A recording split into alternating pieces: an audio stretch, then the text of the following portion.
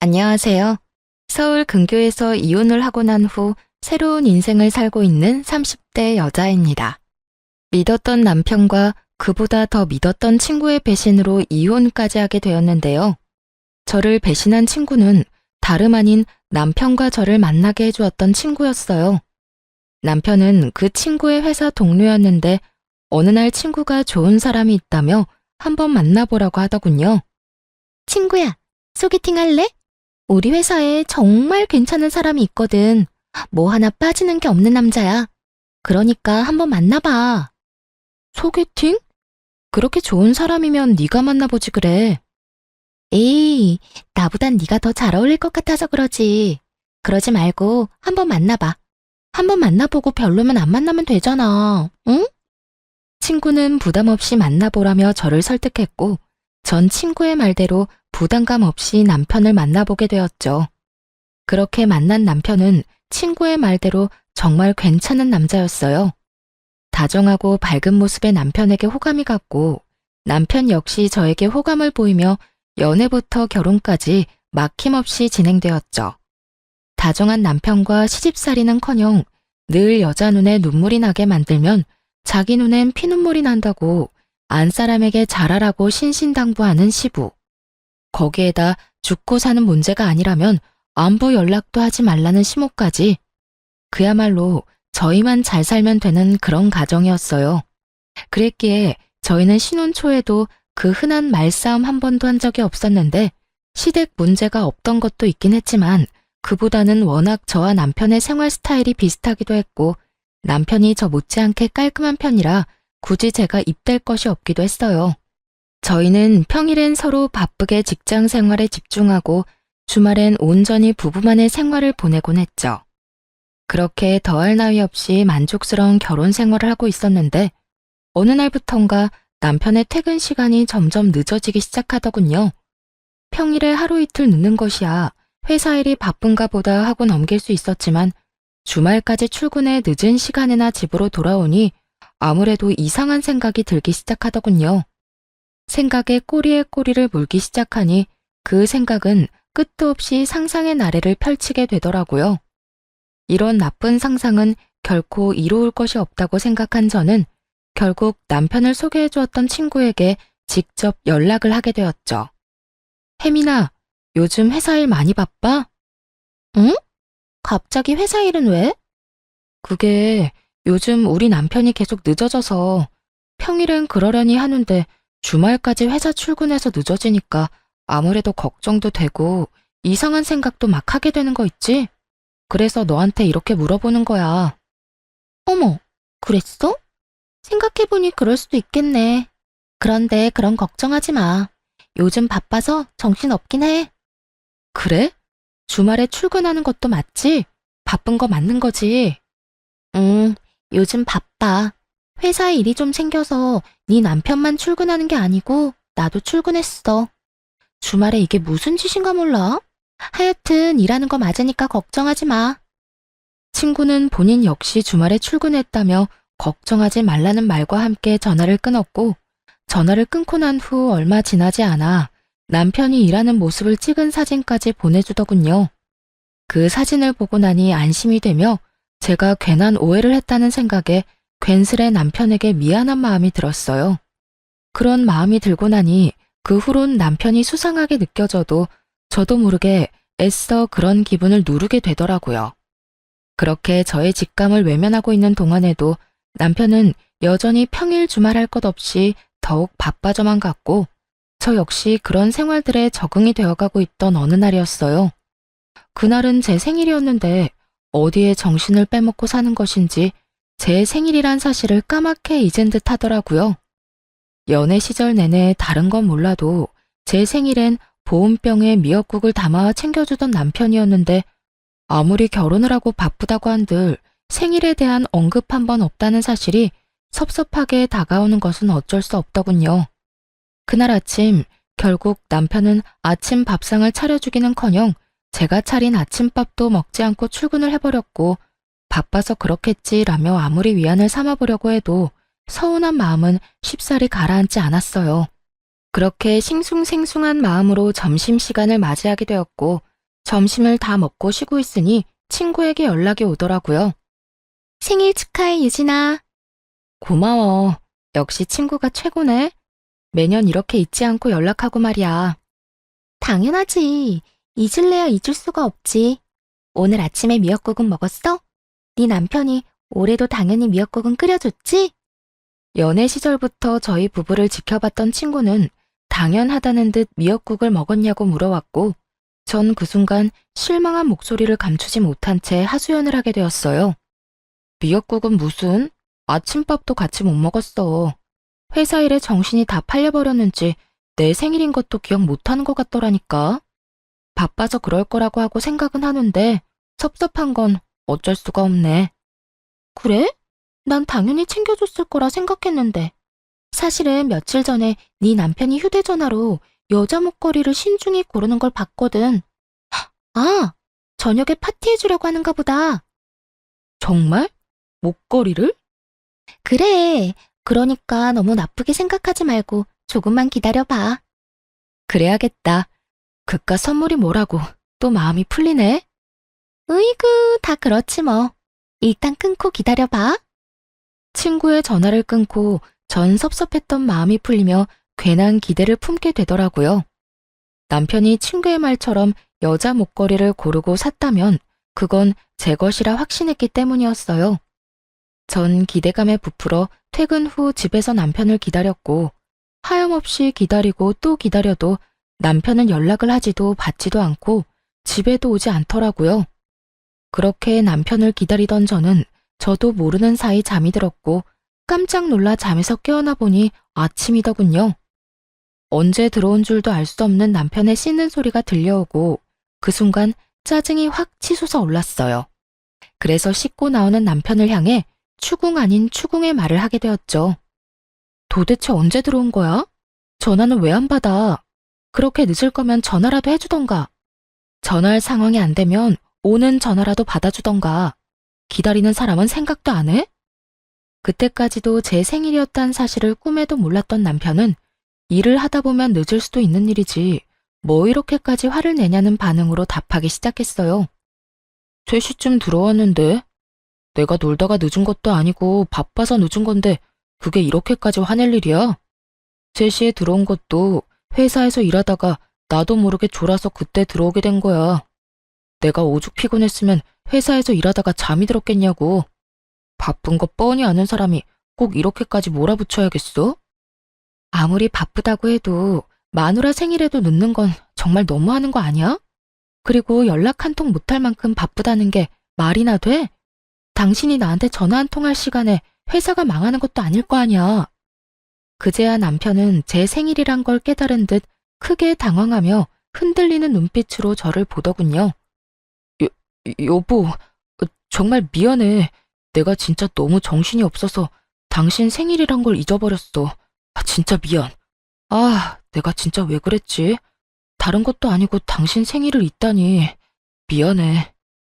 바쁘다 보면 그럴 수도 있다고 생각은 하는데 생일이랑은 상관없이 아무리 바쁘다고 한들 연락 한 통 없다는 건 너무한다고 생각해. 사실 이해도 되지 않고 말이야. 그래, 내가 생각이 짧았어. 전화할 시간에 빨리 일 끝내고 가는 게 더 나을 거라고 생각해서 정신 빼놓고 일했던 건데 미안. 내가 너무 내 생각만 하고 당신 입장에선 생각하지 않았던 것 같네. 생일 잊은 건 진짜 너무 미안해. 됐어. 매년 있는 생일. 당신이 미안하다고 하는 순간 그건 다 풀렸어. 얼른 출근 준비해. 늦겠다. 이해해줘서 고맙고 다시 한번 너무 미안해.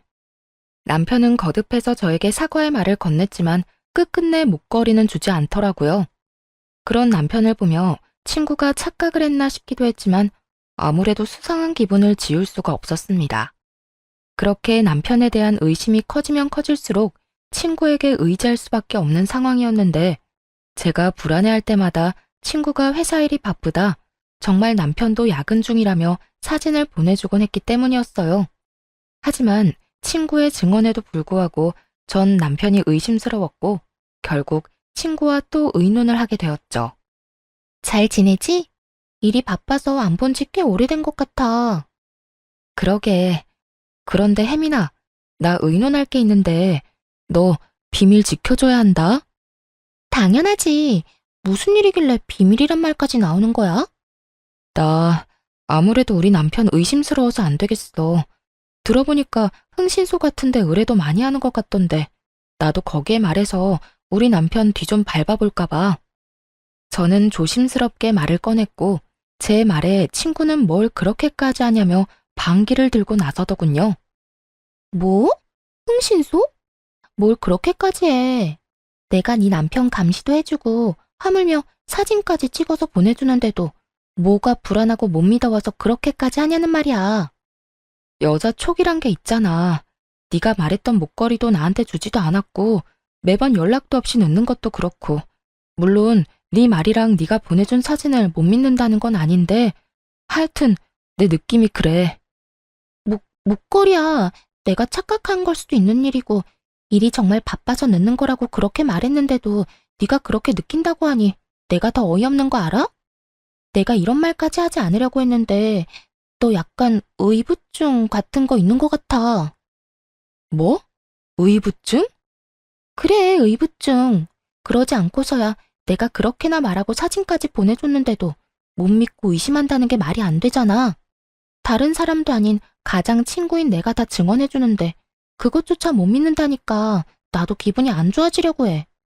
아, 네 말도 틀린 말도 아닌데 부부만 느껴지는 그 미묘한 느낌이 있어서 그래. 왜인지 모르게 남편이 멀어졌다는 느낌이랄까?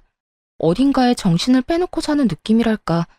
뭐라고 표현하기 힘든데 하여튼 그런 느낌이 자꾸 들어. 너 진짜 병원 한번 가보는 게 어때?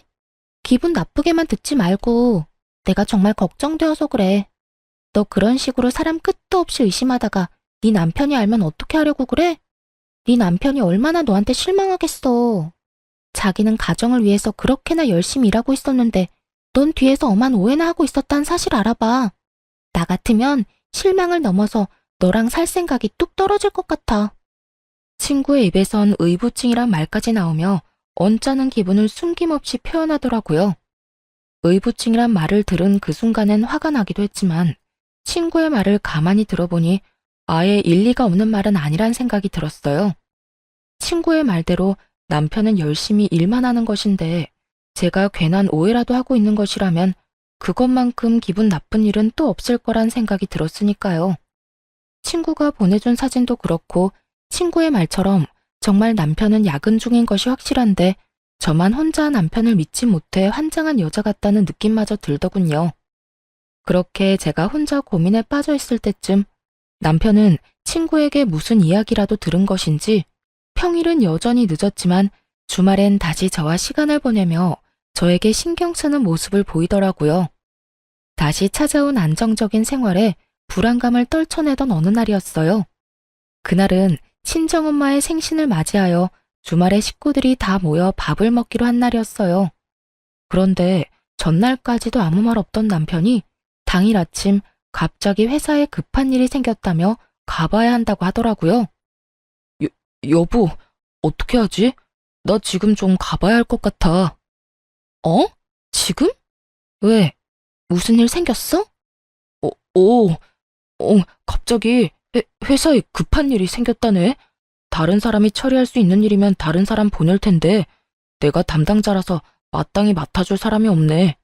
거기에다 주말이니까 다른 사람한테 부탁하기가 더 그래. 하필 오늘. 어쩔 수 없지 뭐. 얼른 가봐. 내가 부모님께는 잘 말씀드릴게. 그래, 미안해. 장모님께도 죄송하다고 전해주고.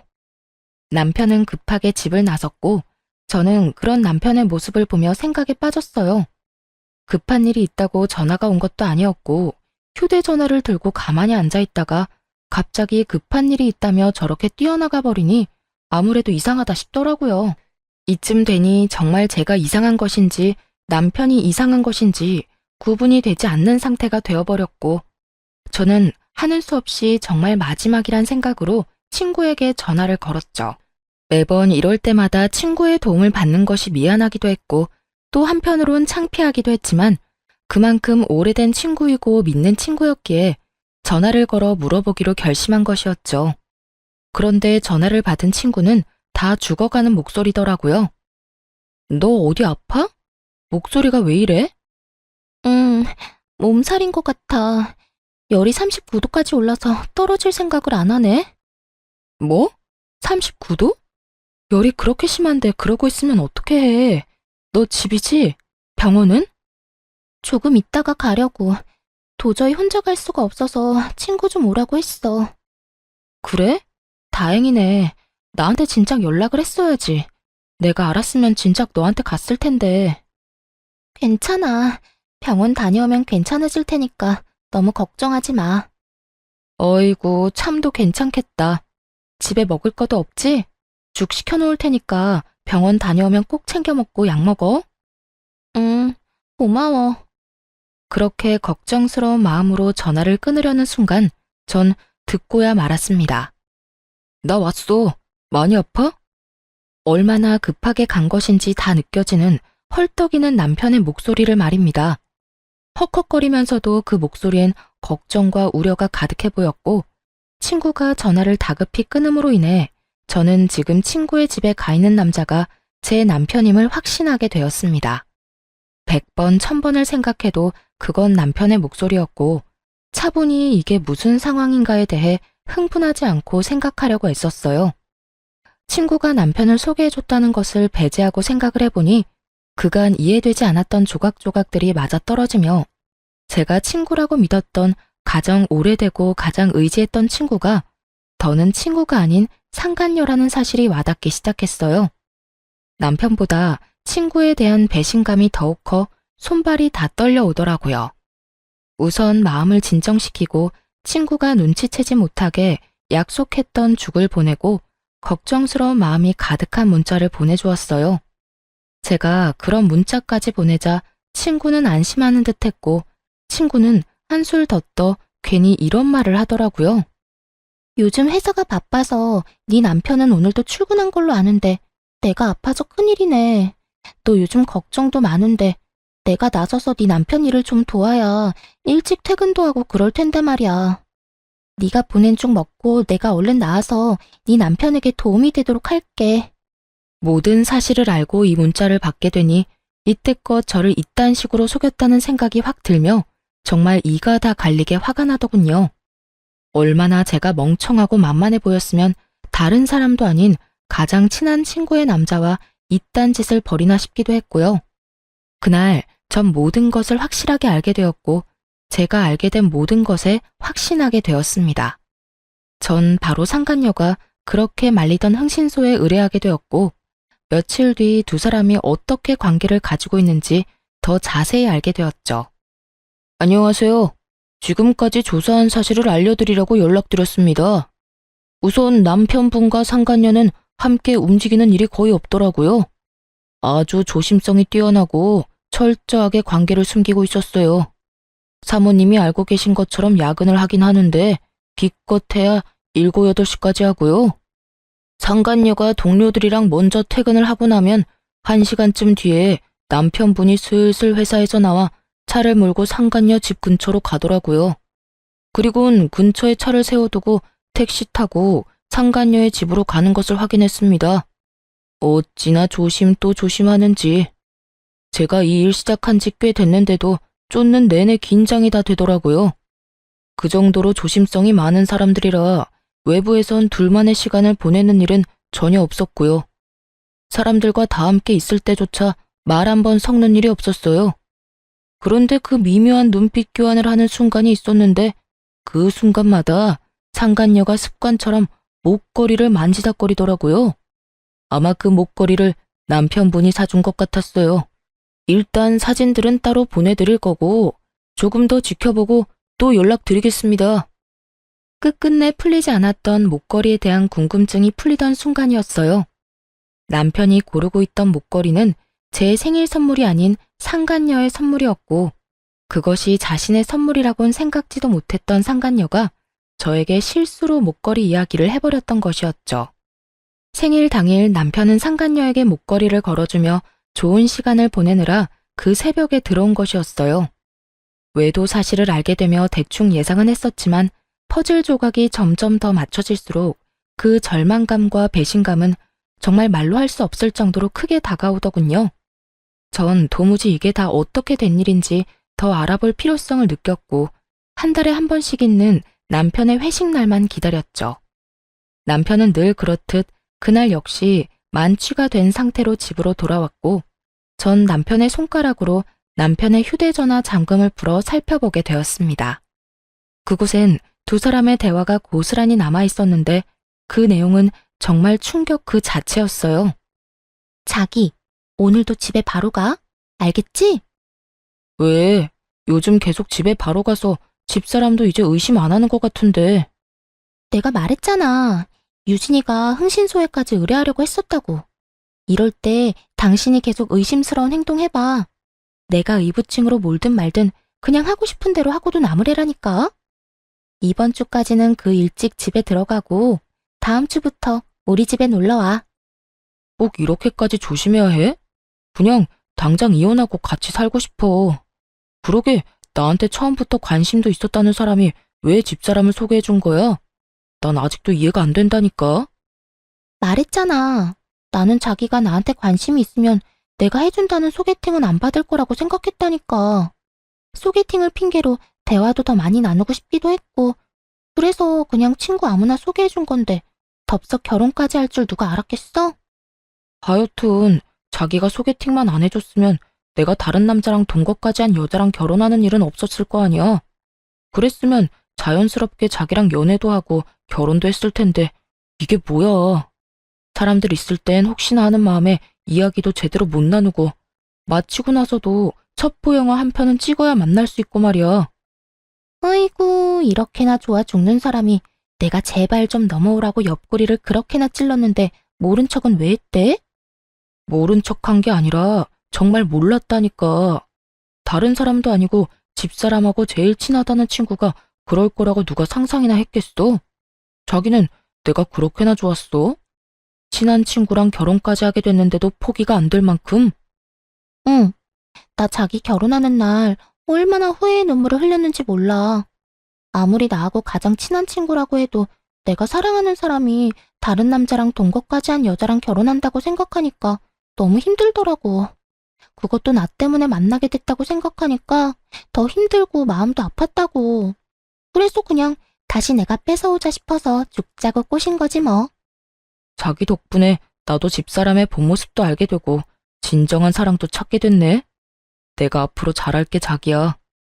대화를 살펴보니 상간녀는 오래전부터 남편을 좋아하고 있었는데 남편의 마음을 실험해보고 싶기도 하고 그 계기로 친해지고 싶기도 해 겸사겸사 하는 마음으로 저를 소개시켜준 거였더군요. 그런데 예상치 못하게 저희가 결혼까지 하게 되어버렸고 그 후에도 남편에 대한 감정이 접어지지 않았던 상간녀는 급기야 남편을 유혹해 불륜 사이까지 발전한 것이었어요. 남편이 결정적으로 상간녀에게 넘어가게 된 계기가 저의 결혼 전 동거 때문인 듯 했는데 그건 사실이 아니었고 그저 상간녀가 저희 사이를 멀어지게 하기 위해 잊지도 않은 동거남을 만들어냈던 것이었죠. 아무리 남자의 눈이 멀었다고 한들 어떻게 자신의 이득만을 위해 친구의 인생을 이렇게나 망가뜨릴 수가 있는 것인지 전 도무지 이해되지 않더군요. 믿었던 만큼 저의 분노는 더 컸고 더는 당하고만 있지 않겠다고 다짐 또 다짐하게 되었죠. 전 완벽한 증거들을 위해 남편 놈에게 더는 잔소리도 하지 않았고 친구에게 연락해 남편을 믿어 의심치 않는다는 듯 흘려주었어요. 잘 지내지? 몸살은 좀 어때? 좀 괜찮아졌어? 그럼 그게 언제적 일인데. 죽 잘 먹었어? 그나저나 넌 어때? 잘 지내? 나야 잘 지내지.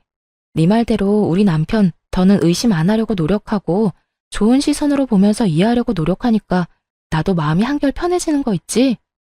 그래서 그런지 부부 사이도 더 좋아진 것 같기도 하고 말이야. 다 혜민이 네 덕이야. 네 덕에 나 요즘 너무 행복해.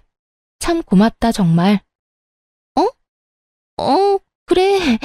네가 행복하다니 나도 행복하네. 어찌되었든 남편이랑 좋아졌다니 정말 다행이다. 그나저나 우린 언제 보니? 곧 보게 되겠지. 정 안 되면 내가 조만간 남편 회사로 한번 찾아갈게. 그때 볼 수 있으면 보자. 이러한 제 작전이 통한 것인지 며칠 지나지 않아 남편 놈이 출장이 잡혔다며 알려오더군요. 그렇게 조심 또 조심하던 두 사람의 여행이란 걸 전 직감적으로 확신했고, 두 사람의 여행을 기다리며 전 저대로 이혼을 준비하기 시작했습니다. 나름대로 바쁜 시간을 보내다 보니 남편은 출장을 간다며 여행길에 나섰고, 전 바로 그날 상간녀와 결혼 이야기가 오가고 있는 남자를 불렀어요. 제가 상간녀를 전혀 의심조차 하지 못했던 이유였습니다. 저의 가장 친한 친구이기도 하지만 같은 회사에 다니고 있는, 그것도 결혼 이야기가 오갈 정도로 진지하게 만나고 있는 남자가 있는데 제 남편과 그딴 짓을 벌이고 있을 거라곤 상상조차 하지 못했던 것이었죠. 심지어 그 남자는 회사 내에서도 능력이 좋아 많은 여자들이 노리고 있다고 들은 적이 있는 남자였기에 정말 확실하게 결혼할 남자가 맞는 것인지 확인이 필요하기도 했고, 정말 맞다면 모든 사실을 알릴 필요가 있다고 생각했어요. 우선 전 제 소개를 하며 상간녀와의 관계에 대해서 물었고, 두 사람의 관계는 제 생각보다 더 진전이 된 사이더군요. 저희는 이제 상견례만 앞두고 있습니다만 혜민이 친구분께서 굳이 저한테 왜 이런 걸 물으시는지 좀 궁금하네요. 아, 죄송해요. 저도 상황이 워낙 경황이 없어서 무례를 저질렀네요. 다름이 아니라 혜민이가 제 남편이랑 만나고 있더라고요. 아무래도 아셔야 할 것 같아서 이렇게 만나 뵙자고 했어요. 이 사실을 말씀드리기 전에 사실 확인이 필요해서 그렇게 여쭤본 거고요. 이런 이야기일수록 빙빙 돌릴 필요가 없다고 생각한 저는 바로 본론을 말해버렸고, 남자는 믿기지 않는 현실에 한동안 멍하니 저를 보더니 무거운 입을 떼더라고요. 그러니까 혜민이가 지금 유부남을 만나고 있다는 말씀인가요? 그것도 친구 남편을요? 아니, 제가 지금 헷갈리고 있는가 싶어서 여쭤보는 건데 혜민이랑 가장 친한 친구가 유진 씨 아니신가요? 네, 맞아요. 제가 그 혜민이랑 가장 친한 친구라고 생각했던 박유진입니다. 호진 씨도 지금 믿기지 않겠지만 저 역시 처음엔 믿기지 않았어요. 동시에 제가 모았던 증거들을 남자에게 보여주었고, 남자는 한참을 그 사진들과 대화 내용들을 살펴보더라고요. 할 말을 잃은 남자에게 이어서 다른 사실을 알려주었어요. 혜민이 2박 3일 동안 어디 간다고 하지 않던가요? 네, 친구분 중에 다은 씨랑 여행 간다고 했어요. 아, 다은이요? 저도 잘 알죠. 그런데 해외에 살고 있는 다은이랑 무슨 여행을 어떻게 간다는 걸까요? 심지어 다은이는 지금 만삭이라 비행기 타는 것도 무리일 텐데요. 그러면 도대체 설마 그쪽 남편이랑 떠난 건가요? 네, 제 남편은 회사에서 급하게 출장을 간다고 하더라고요. 공교롭게다 2박 3일 동안 말이죠. 우연이라 하기엔 너무 맞아떨어지지 않나요? 그제야 남자의 눈빛이 거침없이 흔들리기 시작하더군요. 그 흔들리는 눈빛의 의미는 그제야 제 말을 믿는다는 뜻과 다름이 없었고, 저희는 복수라는 배를 함께 타기로 했습니다. 그렇게 저희가 복수 계획을 세우는 사이 남편과 상간녀는 가짜 출장, 가짜 여행에서 돌아왔고, 흥신소에서 실시간으로 보내준 사진에는 두 사람의 행복한 모습으로 가득하더군요. 대망의 다음 날, 남편은 출근을 했고 전 점심시간 때쯤 회사로 찾아갔죠. 제가 회사에 가니 이미 상간녀는 자신의 약혼자 앞에 서서 빌고 있고, 남편은 상간녀의 약혼자 앞에 서서 고개를 푹 숙이고 있더군요. 그야말로 난리도 그런 난리가 또 없더군요. 전 상황을 지켜보다 그 사람들에게 다가갔고, 저를 발견한 상간녀가 다가와 양심도 없이 화를 내기 시작하더군요. 네가 어떻게 나한테 이럴 수가 있어. 다 알았으면 나한테 뭐라고 하면 되지. 왜 내 예비 신랑한테까지 다 말하냔 말이야. 네가 이러고도 내 친구야? 누가 누구한테 하고 싶은 말인데 낯짝도 두껍게 이런 말을 하는 상간녀를 보며 이 정도 뻔뻔하면 돼야 친구 남편이랑 놀아나는구나 싶더라고요. 저도 쏟아붓는 상간녀를 향해 지지 않고 쏘아 붙여줬어요. 친구? 네가 지금 나한테 친구라는 단어를 쓸 자격이나 된다고 생각하니? 친구 남편이랑 놀아난 주제에? 애초에 내 남편이 그렇게 좋았으면 네가 갔지 왜 나한테 소개해준 거니? 이 모든 게 다 너 때문이란 생각은 안 해? 양심이 없으면 염치라도 있던가. 그마저도 없으면 눈치라도 있어서 입을 다물고 있던가. 네 입에서 나오는 한마디 한마디가 다 주옥 같아서 내가 이 상황에 웃음이 다 나오려고 한다. 나라고 두 사람이 결혼까지 할 거라고 생각하고 소개했겠어? 그리고 난 네 남편이랑 너 이혼까지 시킬 마음이 없었다고. 그저 나도 결혼하기 전에 잠시 스쳐가는 바람처럼 가볍게 만난 것뿐이라고. 가볍게 만났다는 사람들이 퇴근하고 매일같이 한 집에서 만나 시간 보내고 이번엔 출장 간다고 하면서 여행까지 다녀왔어? 네 기준엔 그게 가벼운 거니? 그것까지 어떻게... 혹시 그때 말했던 흥신소? 그게 중요하니? 어떻게 알았든 나랑 가장 오래되고 가장 친했던 친구인 너랑 검은 머리 팥뿌리가 될 때까지 잘 살아보자고 했던 내 남편이랑 불륜을 저지르고 있었단 게 제일 중요하지 않니?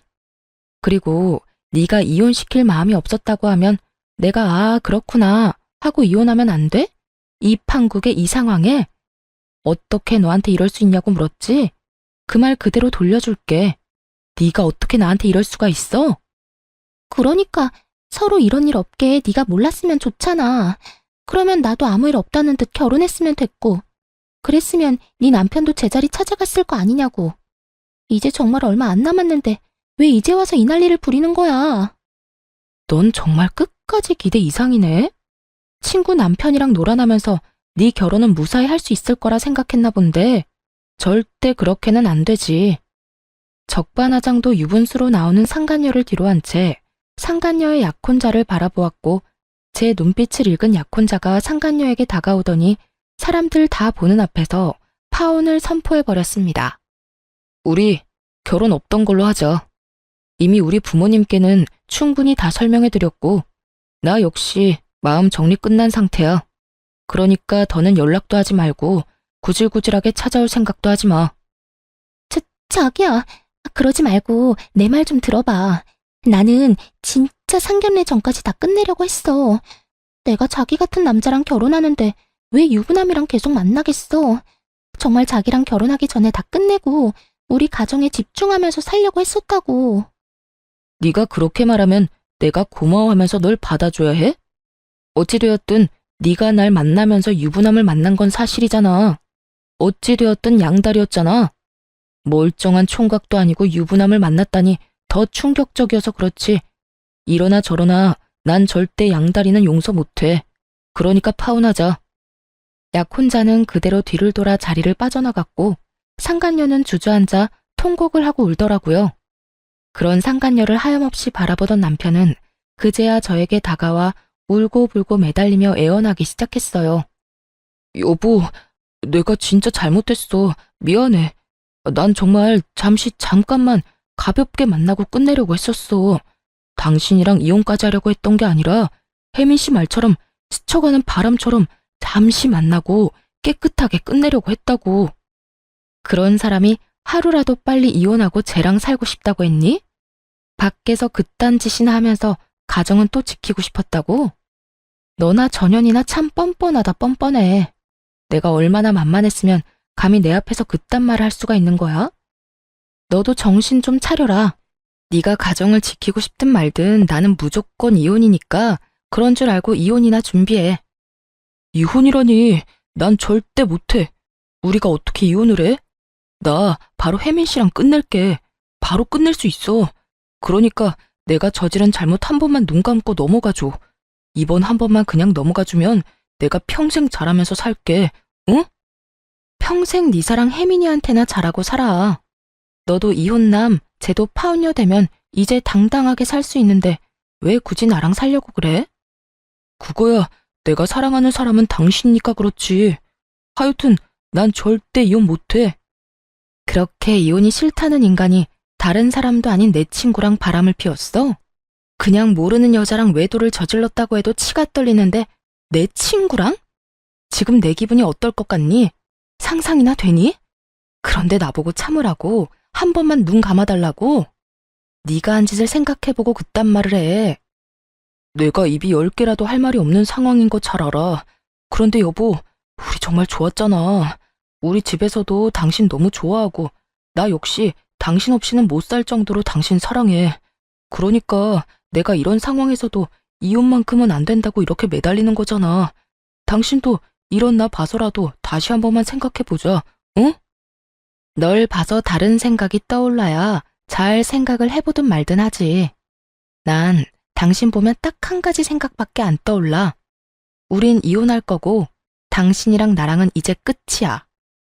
여보, 제발. 나 진짜 죽어.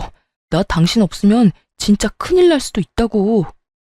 그건 당신 문제니까 당신이 알아서 하고. 소장 보낼 테니 그거나 잘 받아보고 법원에서 만나자. 전 마지막까지 울고불고 매달리는 남편을 뿌리치고 나오며 시댁에 전화를 걸어 모든 사실을 알려버렸고 그 후 이혼을 진행하게 되었어요. 당연히 두 사람 모두에게 위자료를 받게 되었고 또 당연하게 두 사람은 회사에서 나오게 되었죠.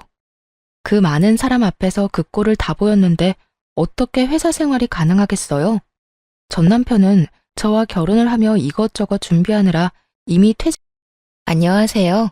저는 결혼을 하고 효자가 되어버린 남편놈과 가부장적인 시부에게 질릴 대로 질려 이혼해버린 이혼녀입니다. 처음 결혼을 할 때만 해도 남편이 그렇게까지 효자놈은 아니었는데 시부의 재산 상속이라는 당근 앞에 세상에 둘도 없는 효자가 되어버리더라고요. 그러면 제가 어떻게 이혼까지 결심하게 되었는지 들어보실래요? 저와 남편은 평범한 맞선으로 만난 사이였어요.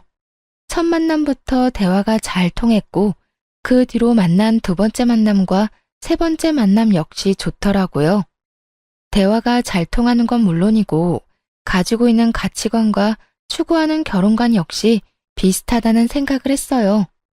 그렇게 결혼을 전제로 한 연애가 시작되었고 3년의 연애 끝에 결혼까지 하게 되었습니다.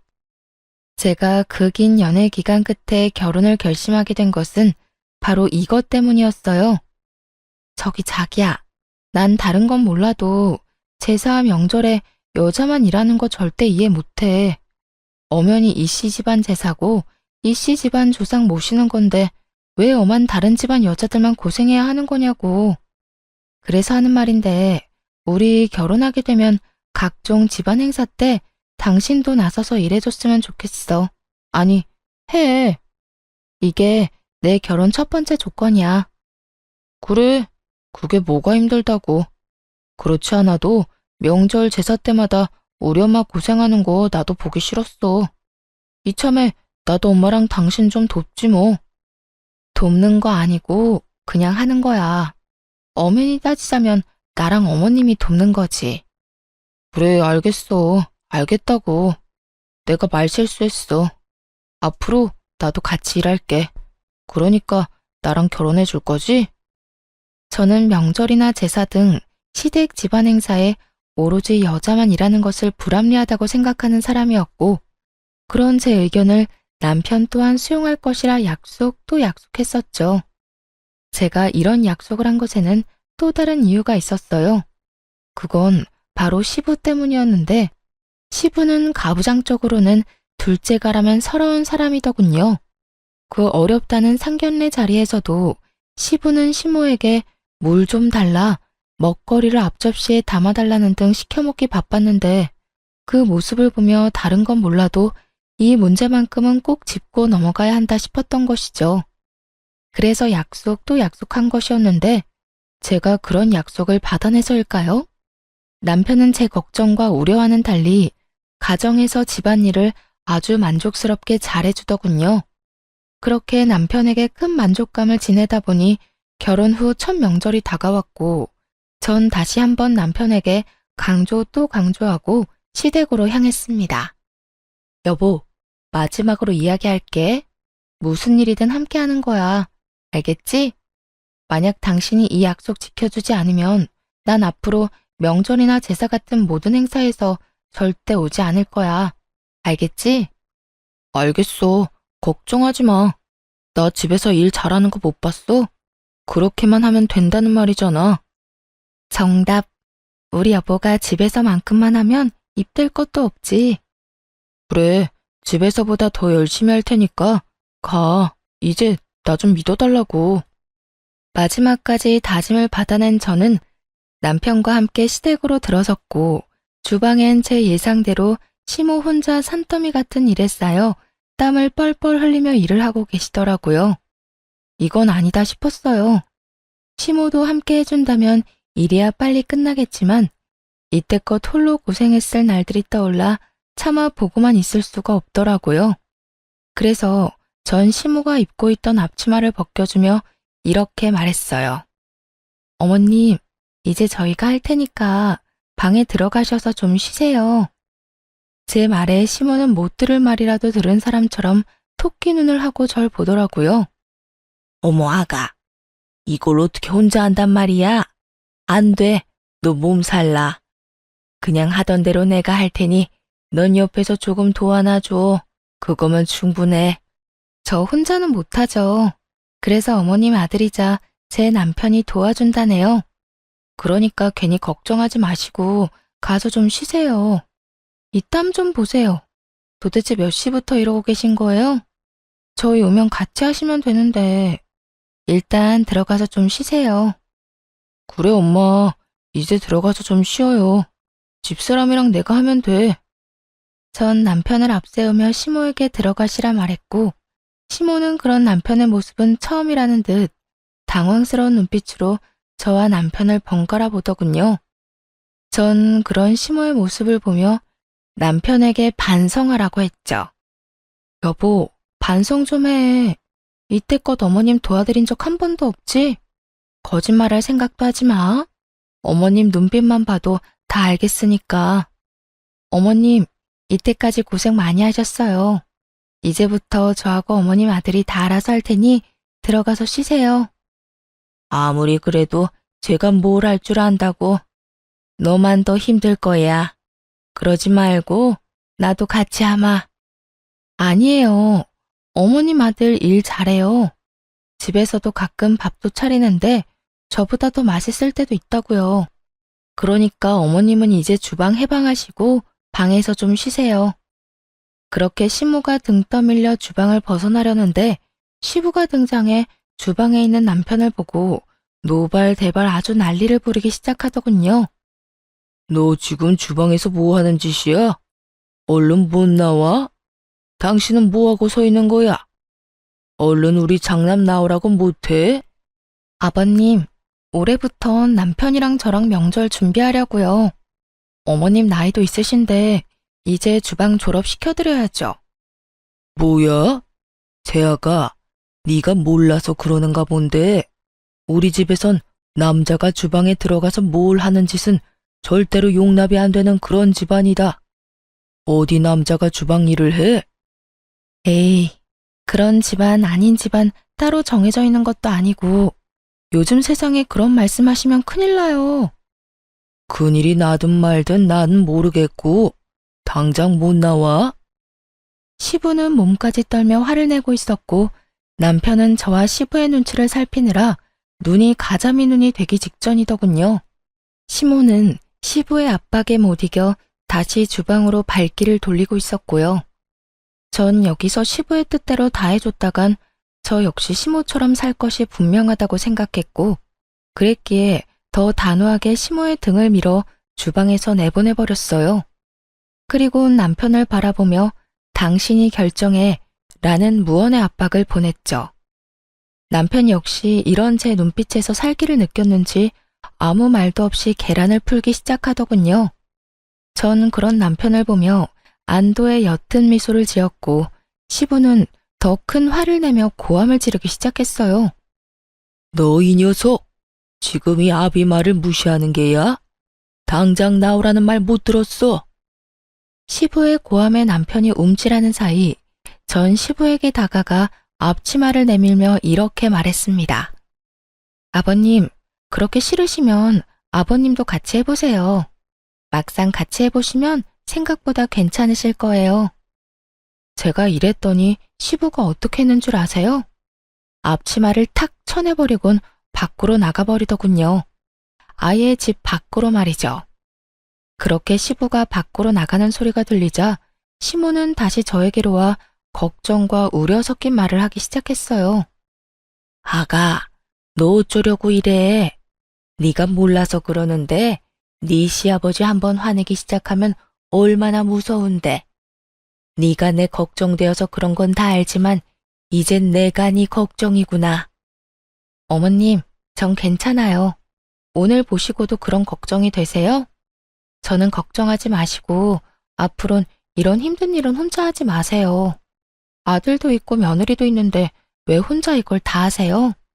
앞으로는 그러지 마세요.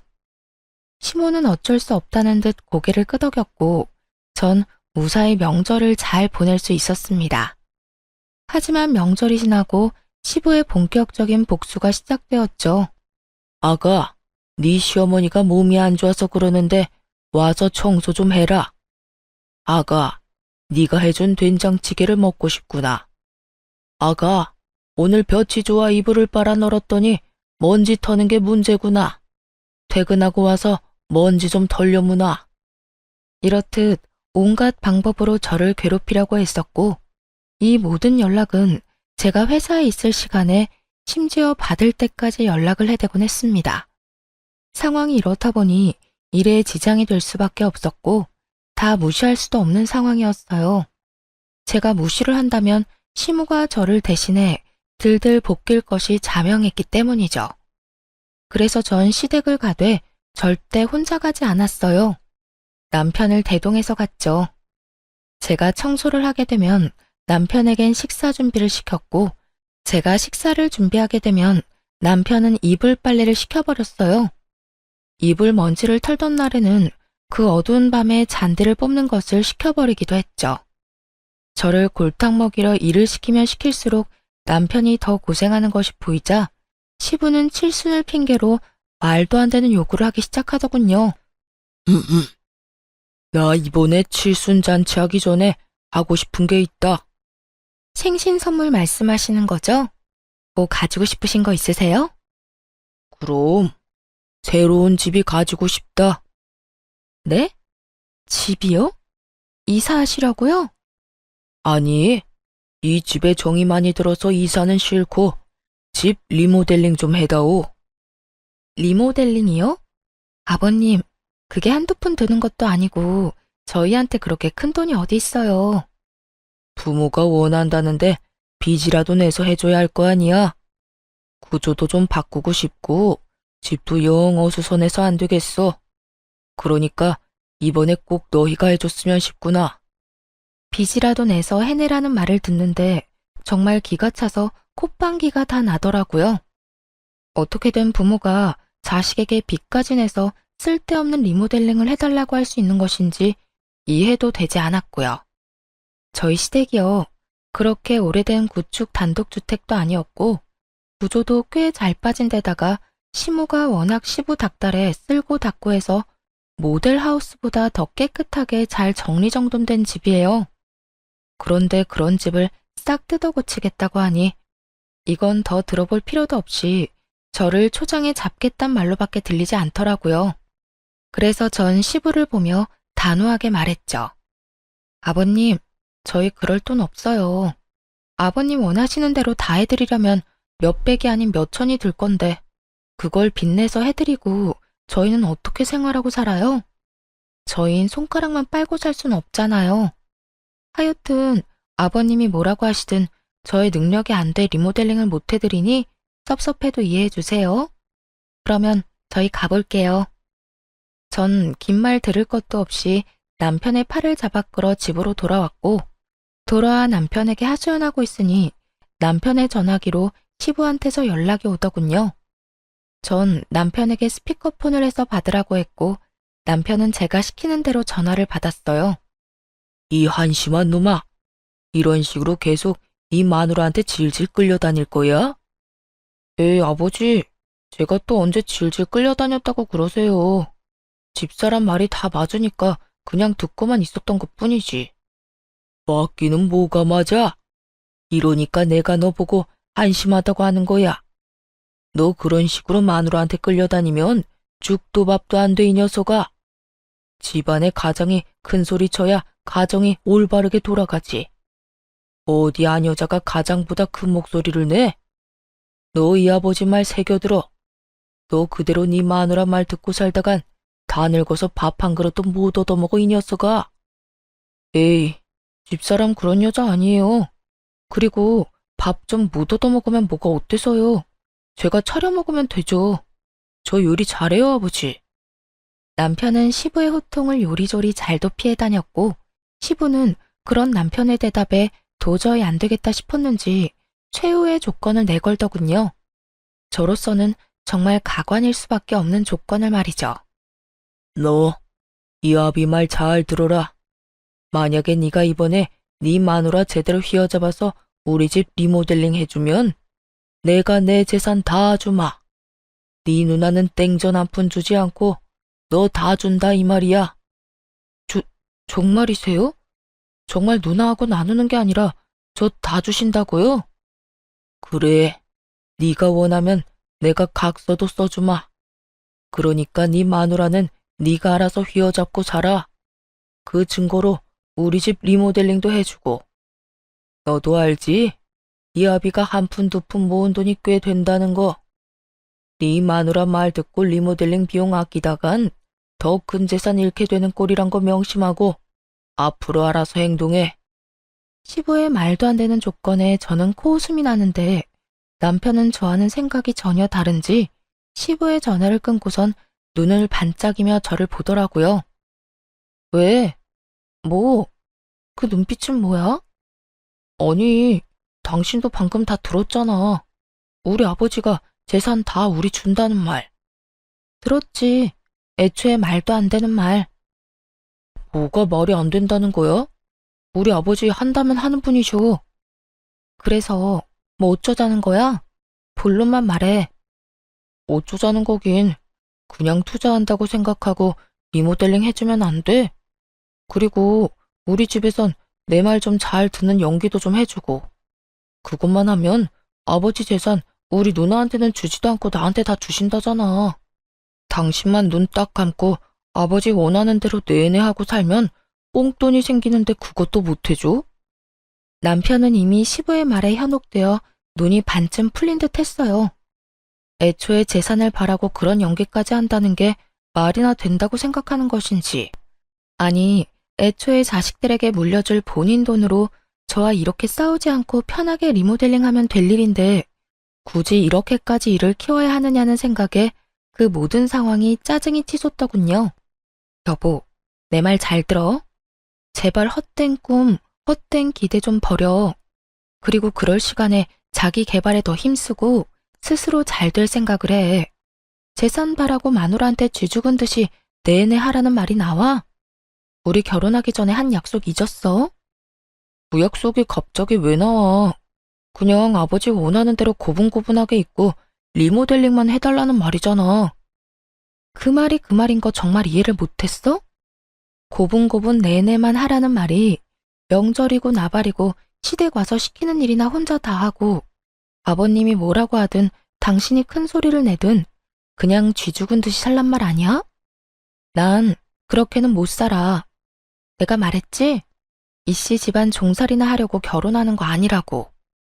당신은 어머님께서 한평생 그렇게 고생하는 거 보면서도 느끼는 게 없어? 나도 그렇게 살았으면 좋겠냐고. 한평생 그러라는 게 아니라 적어도 아버지 돌아가실 때까지만 참으면 되는 일이니까 그렇지. 참도 효자다 효자. 재산 때문에 아버님 돌아가시라고 모사라도 지내지 그래? 당신은 무슨 말을 그렇게 하냐? 난 말이 그렇다는 거지. 말이 그렇든 말든 난 절대 싫으니까 당신도 그렇게 알고 다신 이런 이야기 꺼내지도 마. 난 지금 아버님도 아버님이지만 당신도 이해가 안 돼. 재산 들먹이면서 며느리 기죽이려고 몇 천은 좋게 드는 리모델링 해내라는 아버님이나 그런 아버님 말에 눈 뒤집혀서 마누라한테 쥐죽은 듯이 살라는 당신이나 둘 다 이해 안 되기는 매 한 가지라고. 나라고 뭐 당신이 이해되는 줄 알아? 그 한 번 눈 딱 감으면 생기는 돈이 얼만데.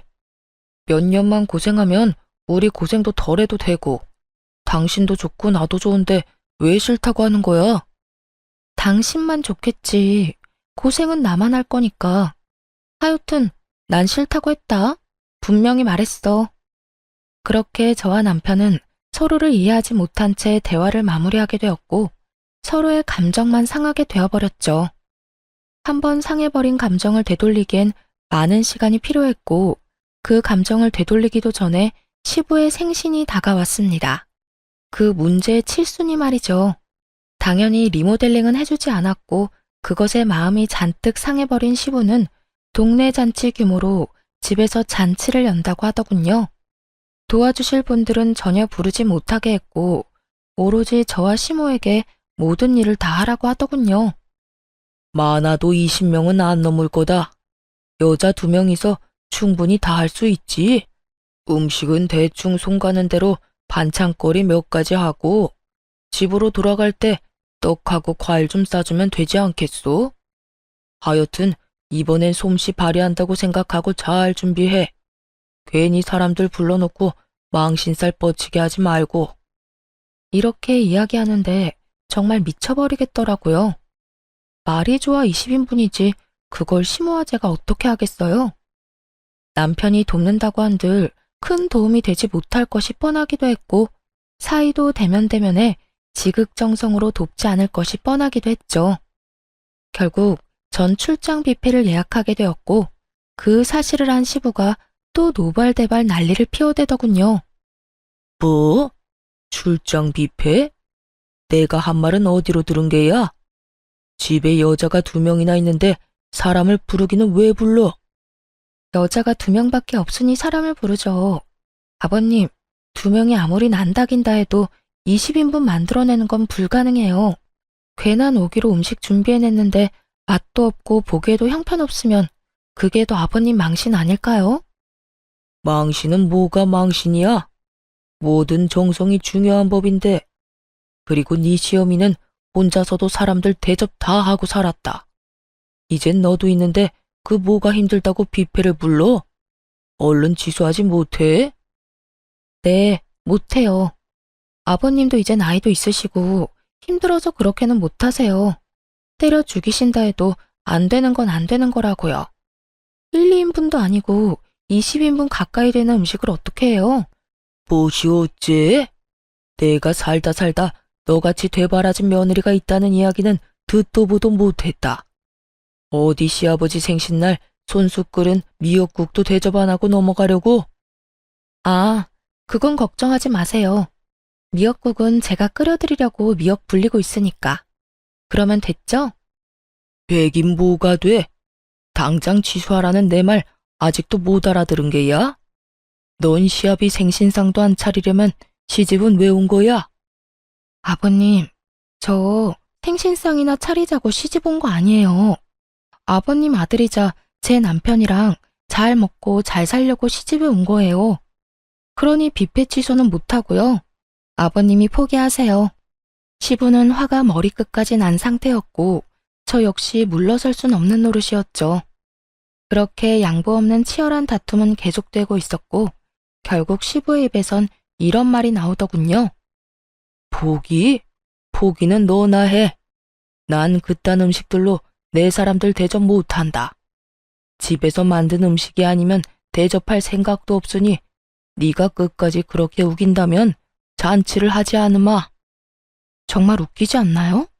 칠순 잔치를 안 하면 누구 손해인지 정녕 모르는 시부는 저 말을 당당하게도 내놓고 있었고 전 그런 시부의 말에 조금의 흔들림도 없이 이렇게 말해주었습니다. 저 역시 20인분 잔치상은 절대 못 차리니 정 싫으시면 그렇게 하세요. 다 취소하시라고요. 뭐야? 뭘 그렇게 놀라세요? 아버님 뜻대로 하시라고요. 잘 생각해 보시고 정말 취소하실 거면 빨리 말씀해 주세요. 당일 취소라서 예약금을 얼마나 돌려줄지는 모르지만 조금이라도 빨리 취소해야 그 사람들도 저도 손해가 적지 않겠어요? 시부는 제 말에 헛기침을 했고 전 그런 시부의 모습에서 절대 취소하지 않겠구나 확신했죠. 시모 역시 같은 생각이었는지 평소 시부가 좋아하던 음식 몇 가지를 준비하기 시작하더군요. 저 역시 그래도 미역국은 제 손으로 끓여드리기 위해 미역국을 끓이기 시작했고 시부는 그 모든 음식이 끝날 때까지 아무런 말도 꺼내지 않더군요.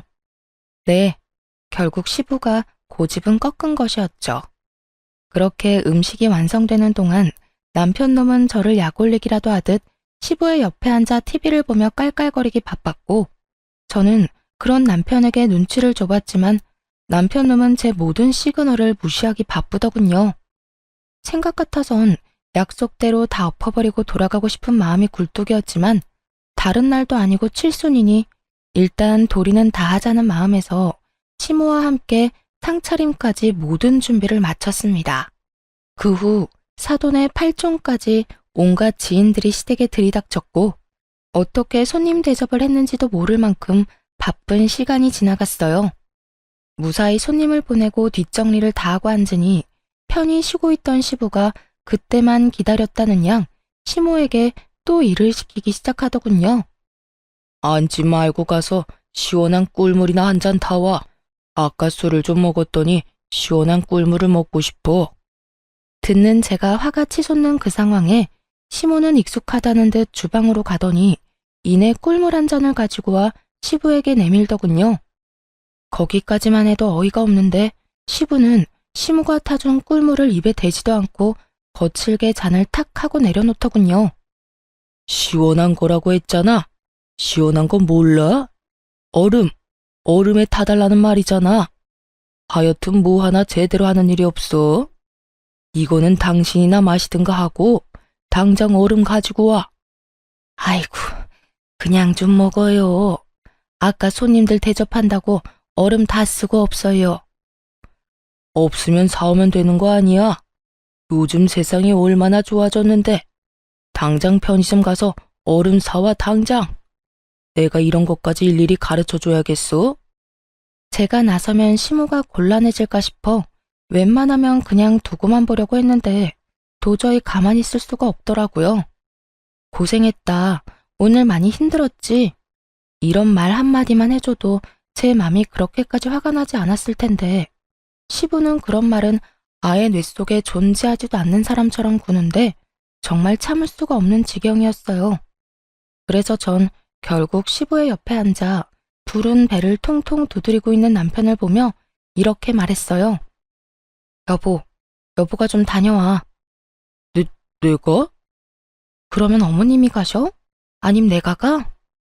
우리 둘 다 이때껏 차리고 치우고 하다가 이제 궁둥이 붙이고 앉은 거 못 봤어?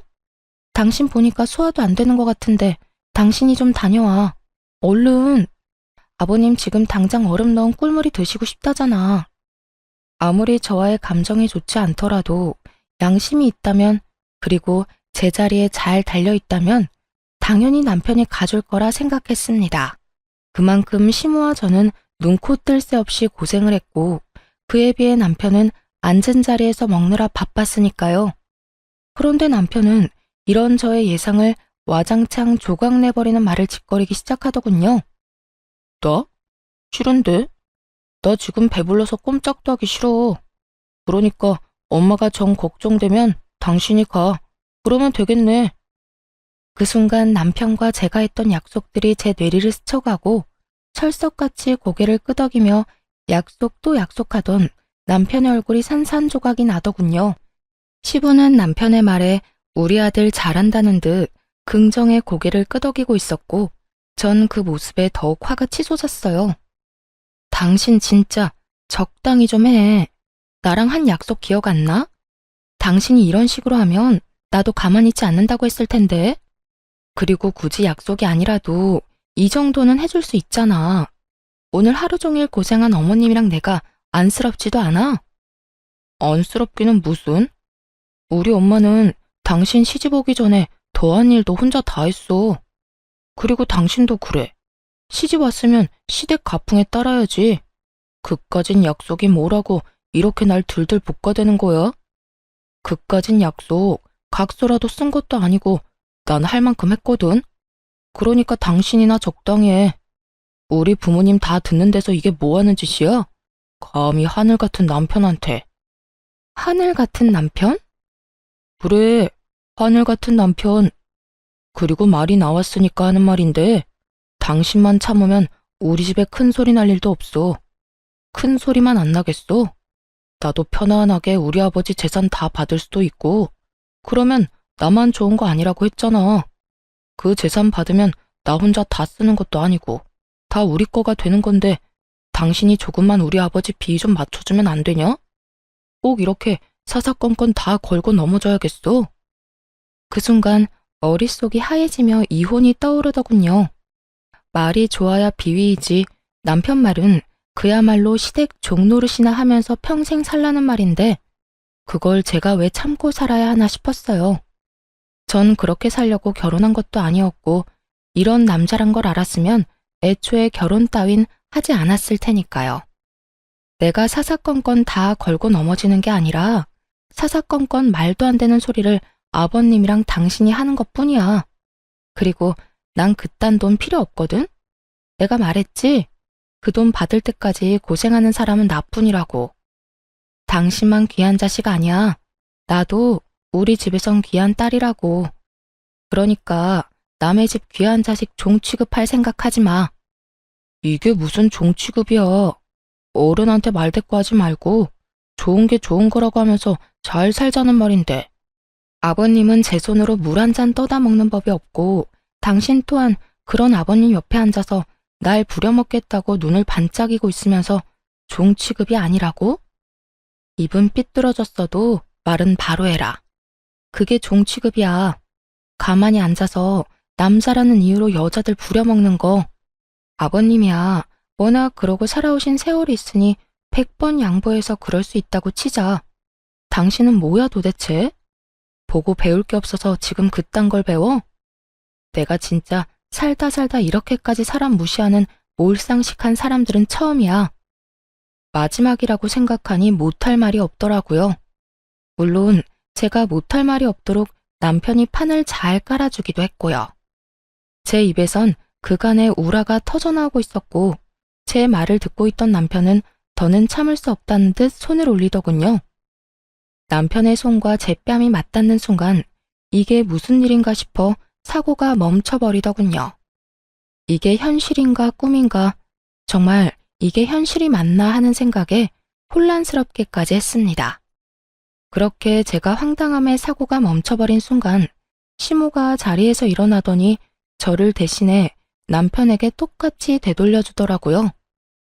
아무도 예상하지 못한 시모의 행동에 남편 역시 당황하며 볼을 매만지며 눈을 끔뻑이고 있었고 시부는 호통치기 시작했어요. 당신 지금 뭐 하는 짓이야? 미쳤어? 감히 누구한테 손을 대? 누구한테 손을 대기는요? 내 아들한테 손 댔어요. 뭐 문제 있어요? 내 배로 낳은 내 자식한테 이 정도 할 자격도 없어요? 아니 이 옆에 내가 진짜 미쳤나? 정신 못 차려? 어디 감히 소리를 질러? 안녕하세요, 여러분. 저희 외할머니가 살아계셨을 때 이런 말씀을 하셨어요. 자기 자식 홀대하는 집에는 절대로 시집가면 안 된다고요. 자식이란 그저 존재하는 것만으로도 사랑스러운 존재인데 그런 자식을 홀대하는 건 분명히 그 집 부모에게 문제가 있는 거라고요. 그런 곳에 시집가서 시집살이 힘들게 할까봐 무척 걱정을 많이 하셨어요. 저는 어릴 때 외할머니 밑에서 자라서 영향을 많이 받았거든요. 그리고 한 가지 더, 가족끼리 결속이 너무 강한 집안은 피하라고 말이죠. 그 안에 네가 가족으로 인정받기까지 시간도 많이 걸릴 것이고 결국 제가 소외감을 느낄 거라고 하셨죠. 그런데 외할머니께서도 모르는 게 있었나 봐요. 결혼을 해보고 겉과 속이 전혀 다른 가족도 있더라고요. 그런 곳을 정말 조심해야 하는 거죠. 그런 면에서 저희 시댁은 처음에는 정말 잘해주셨어요. 어머, 어서 와요. 우리 아들한테 여자친구가 있다는 말을 듣고는 얼마나 깜짝 놀랐는지 몰라요. 맞아요, 언니. 오빠한테 여자친구가 있다니 상상도 못했어요. 저희끼리 결혼 이야기를 끝내고 시댁에 갔을 때 시모와 신우는 저에게 환대하는 모습을 보여줬어요. 남편 나이가 당시에 38이었고 저도 동갑이었으니 저희 집에서는 빨리 시집가라는 느낌이었고 남편 집안도 그럴 거라고 생각하고 있었죠. 그렇게 설렘과 긴장을 안고 들어간 시댁에서 저는 의외의 상황과 맞닥뜨렸어요. 근데 얼마나 사귀었어요? 오래 사귀었어요? 저희 1년 좀 안 되는 기간 동안 사귀었어요. 아무래도 나이가 있다 보니 자연스레 결혼 이야기 나왔고요. 어머, 1년도 안 됐는데 결혼 이야기 하는 거야? 요즘 애들 그렇게 빠르게 결혼 선택했다가 이혼도 많이 하잖아. 그래도 연애를 2년 정도는 해보고 결혼을 해야 하지 않을까? 저희 집에서는 벌써 결혼하라고 난리라서요. 이 사람이 워낙 괜찮은 사람이라 저도 한다면 빨리 하고 싶고요. 저는 남편을 보며 싱긋 웃었죠. 남편은 순박하고 착한 사람으로 저와 잘 맞았어요. 우리 아들이 괜찮기는 한데 이렇게 쉽게 결정해도 되나 모르겠네. 상견례도 솔직히 나는 좀 이르다는 생각이고 좀 더 사귀어보고 결정하는 게 낫지 않을까? 이상한 기분이었어요. 분명 반기는 표정이었는데 입으로 나오는 말은 그와 정반대였거든요. 계속 상견례를 미루면서 결혼을 더 신중하게 생각하라는 그런 이상한 말만 하더라고요. 보통은 나이 40이 다 되어가는 노충과 가들은 빨리 결혼시키라고 하지 않나요? 그런데 오히려 더 늦추고 있더군요. 저는 그런 그들의 행동에 지지 않고 말했어요. 더 사귀어봐도 똑같은 거면 그냥 같이 사는 게 맞죠. 혹시 집안에 어떤 사정이라도 있나요? 조심스럽게 물어봤어요. 그런데 그 이야기를 하고 나니 표정이 싹 변하더군요. 그것도 남편이 보지 않는 곳에서만요. 그날은 밥이 입으로 들어가는지 코로 들어가는지 모른 채 그렇게 나와야 했어요. 그리고 그 뒤부터 저를 향한 무척 교묘하고 은근한 괴롭힘이 시작됐어요. 저를 싫어하는 건가 생각했는데 저를 초대해 식사를 하자고 하더군요. 그러면서 이렇게 말하더라고요. 어서 와요. 차린 건 많이 없으니까 많이 먹어요. 정말 복스럽게 잘 먹어서 보기 좋아. 아, 근데 우리 예비 며느리는 좀 덜 먹어도 되지 않을까? 아무래도 좀 그렇잖아. 제 통통한 몸을 아래 위로 쳐다보며 은근히 제 외모를 깎아내리더군요. 안 그래도 제가 살집이 좀 있는 편인데 그런 소리를 들으니 순간 속이 확 뒤집히더군요. 뚱뚱한 사람에게 진짜로 뚱뚱하다는 말을 하면 화가 날 수밖에 없잖아요. 그래도 참았어요. 설마 날 비꼬는 건 아닐 거라 생각했죠. 절 비꼬아봤자 뭐 하겠어요? 그리고 드레스 입어야 하는 것 때문에 그런 말 했을 수도 있지. 정말 10번, 100번도 넘게 저를 합리화시켰죠. 그리고 남편도 저를 위로해줬어요. 그런 말을 시모에게 들을 때마다 남편은 저한테 그랬거든요. 괜찮아. 난 토실토실한 자기를 좋아하는데 그래서 결혼하자고 하는 거잖아. 그러니까 그런 걸로 우울해하지 마. 내 눈에만 예뻐 보이면 되니까. 정말 지금 생각해도 참 사랑꾼인 저희 남편이죠. 그런 남편 아니었으면 진짜 다 때려치우고 싶을 만큼 재수없는 게 시모였죠. 그리고 그런 재수없는 사람이 시모 하나만은 아니었어요. 하루는 제가 화장실에 갔는데 신우와 남편이 대화를 나누는 것 같더라고요. 집에 있는 화장실인데 방음이 잘 안 되는 건지 둘이 화장실과 가까운 곳에 있어서 그런 건지 소리가 들리더라고요. 그런데 신우가 어이없는 소리를 남편에게 하더라고요. 오빠는 저 사람 어디가 좋아서 만나? 예쁘지도 않고 그렇다고 직업이 좋은 것도 아니고. 그리고 우리 엄마한테도 가끔씩 정색하는 거 봤거든? 게다가 나까지 무시하는 시선 보낸다니까. 그것도 오빠 없을 때만. 화장실 안에서 그 이야기 듣는데 누구 이야기인가 싶었어요. 그런 적 없고 그런 짓만 당했는데 제가 대체 누구에게 그런 짓을 했다는 거죠? 어쨌든 나는 그 여자랑 오빠 결혼하는 거 싫어. 오빠가 결혼 다시 생각해보면 안 돼? 더 이상 듣고 있기 싫어서 일부러 화장실 문을 요란하게 열고 밖으로 나왔어요. 그랬더니 신우가 셀쭉한 얼굴로 저를 노려보더군요. 정말 갈수록 이해 불가였어요. 제가 대체 뭘 했길래 이 사람들한테 이런 취급을 받는지 도무지 짐작 가는 일이 아무것도 없었거든요. 그래도 다행인 것은 남편은 그런 방해에도 절대로 낚이지 않았다는 거죠. 결국 자기 마음대로 되지 않는 남편을 시모와 신우는 번갈아가며 괴롭혔어요. 은근한 전략이 안 먹히는 것 같으니 그 후에는 아주 직접적으로 남편에게 요구하더라고요. 나는 저 애를 며느리로 삼기 싫어. 덩치도 크고 얼마나 게을러 보이니? 그렇지 않아도 너희 아버지 암 때문에 병원에 계시고 할머니도 요양원에 계시는데 저런 애가 들어와서 도움이 될 리가 없잖아. 그래, 오빠는 사람 보는 눈이 너무 없어. 더 괜찮은 사람이 있을 건데 왜 저런 여자를 데려와? 나는 이 결혼 절대 반대야. 그리고 오빠도 알잖아. 부모가 반대하는 결혼했다가 어떻게 되는지. 우리랑 인연 끊고 싶으면 그 여자랑 결혼하던가. 정말 상상을 초월하는 말로 남편을 괴롭혔더군요. 저는 덩치가 있긴 하지만 그렇다고 게으른 성격은 아니었어요. 행동하는 것보다 많이 먹어서 그렇지 체력은 다른 사람들보다 훨씬 좋은 편이었고요. 그리고 저는 저를 사랑해주는 사람을 그대로 놓아버릴 정도로 포기가 빠른 편은 아니었어요. 오히려 물고 늘어지는 편이었죠. 그리고 다들 알다시피 자고로 연애라는 건 주변에서 말릴수록 더 불타오르는 거라고 하지 않던가요? 친구처럼 잔잔하고 평화롭던 저와 남편의 사랑은 방해꾼의 등장으로 뜨겁게 불타올랐거든요. 저는 어떤 방법을 써서라도 남편과 결혼을 하기로 결심했어요. 정당한 이유도 없이 까이는 건 제 성격에 맞지 않았거든요. 그리고 당한 대로 갚아주는 게 제 성격이라 저도 시모와 신우 몰래 준비를 좀 했어요. 남편이 결혼을 일찍 하려는 이유는 시부에게 결혼한 자신을 보여주려는 것도 있었거든요. 그렇지만 그 시부가 지병으로 병원에 입원해서 치료를 받는 중이라 밖으로 나오지 못했던 상황이었죠. 제가 남편에게 부탁했어요. 아버님 많이 안 좋으신 거야? 나와서 밥 한 끼 정도 못 하셔? 외출은 가능하셔. 다만 집에서 모시기 어려운 상태라 요양병원에 모시고 있는 거거든. 아예 밖으로 나오지 못할 정도는 아니라는 말에 저는 일이 쉽게 풀릴 거라 생각하고 웃어 보였어요. 그리고 주말 시부의 컨디션이 좋을 때 시간을 정해 시부의 외출을 감행했어요.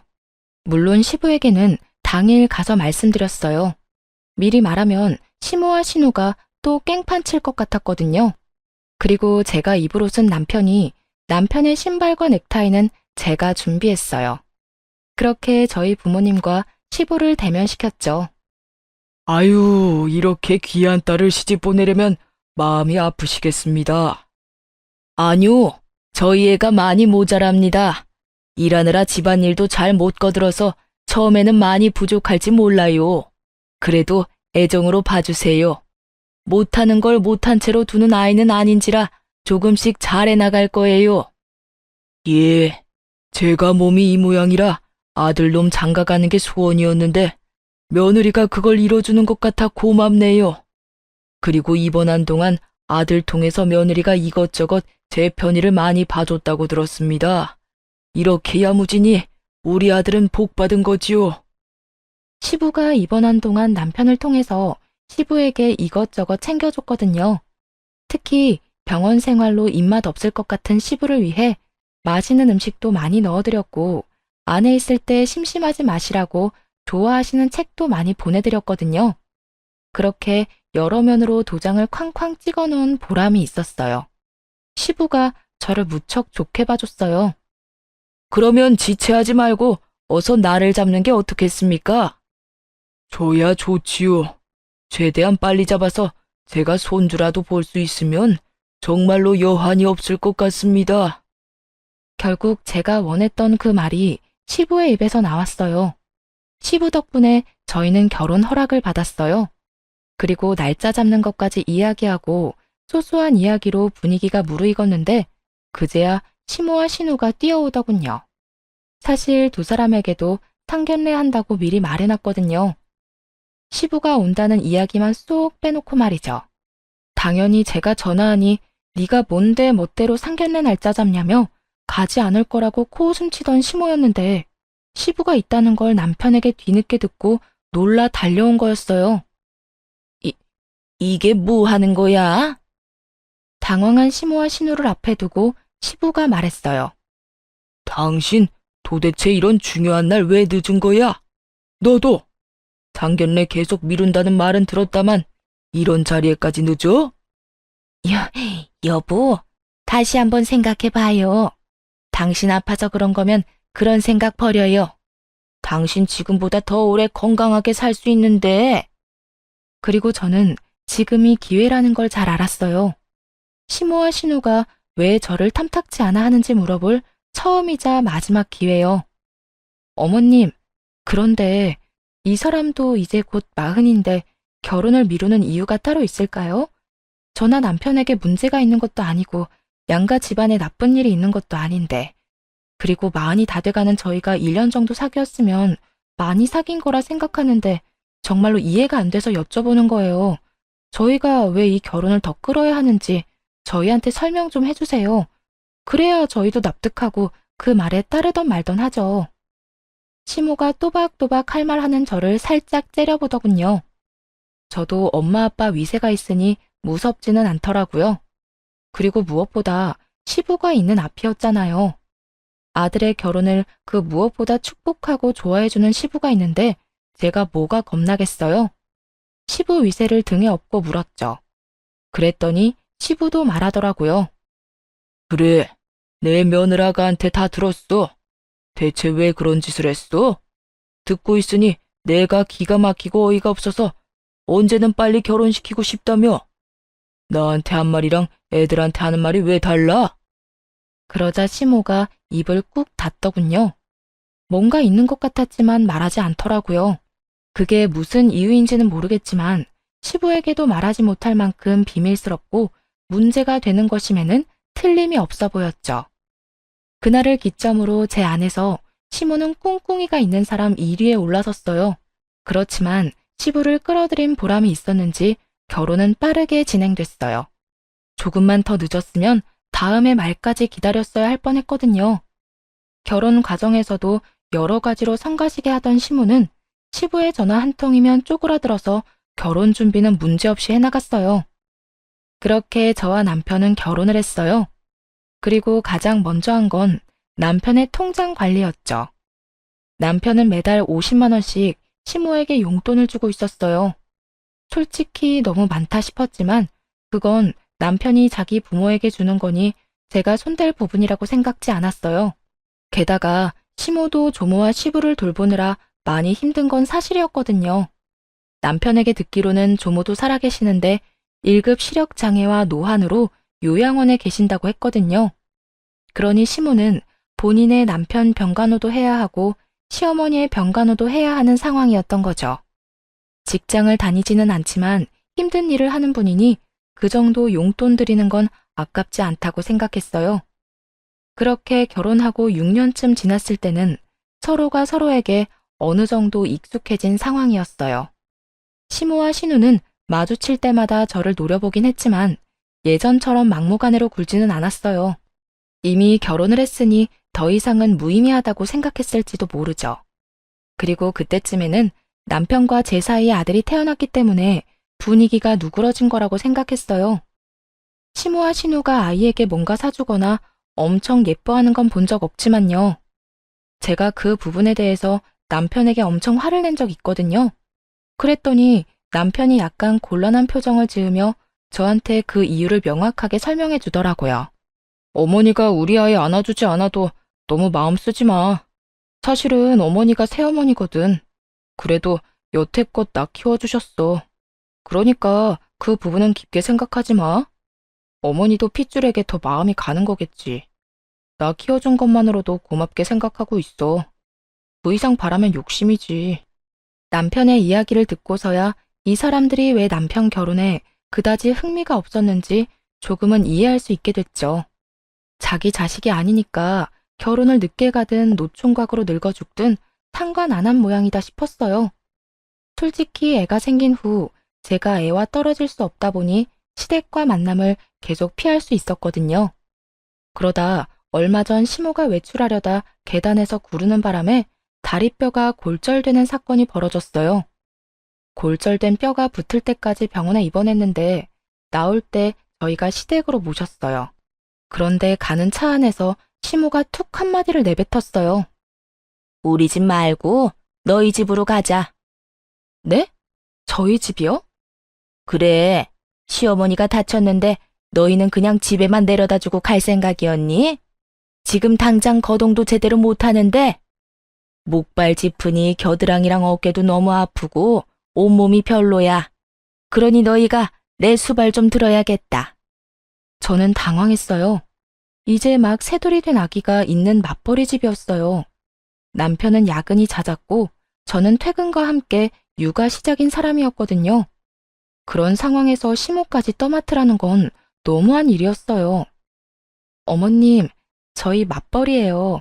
게다가 애까지 키우고 있어서 어머님 수발 드는 게 쉽지는 않을 것 같아요. 아니면 아가씨 댁에 가 계시는 건 어때요? 아가씨는 혼자 사는 데다가 일도 재택근무인 걸로 아는데.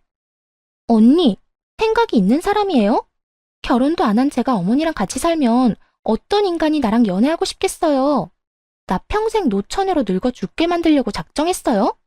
그리고 이런 일에 맨입으로 해달라는 것 자체가 좀 경우 없는 일 아닌가요? 어머님이 평생 아프실 건 아니잖아요.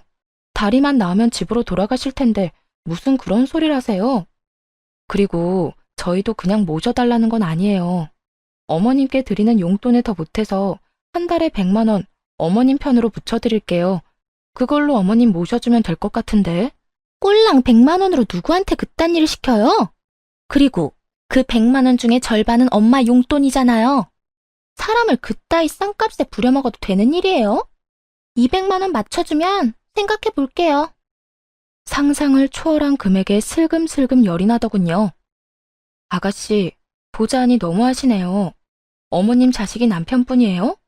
아가씨도 어머님 모실 자격 충분한데 그럼 저희한테 돈 주세요. 그 돈 받고 제가 일 그만두고 어머니 모실 테니까. 그만해라.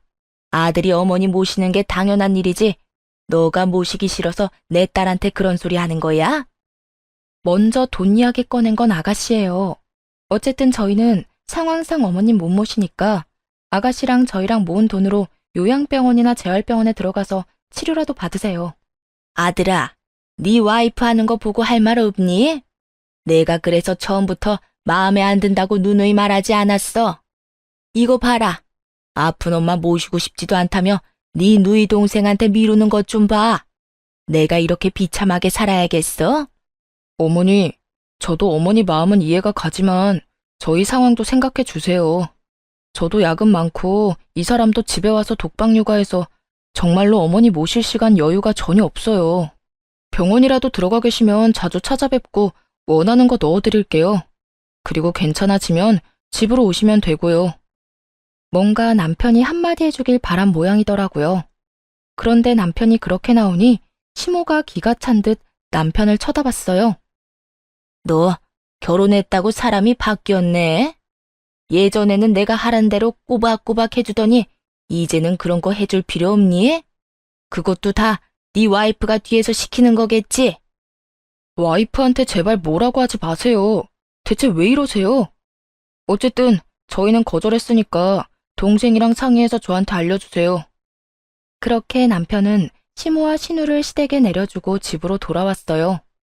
그리고 그렇게 끝난 줄 알았는데 저희 마음속에서만 끝난 일이더군요.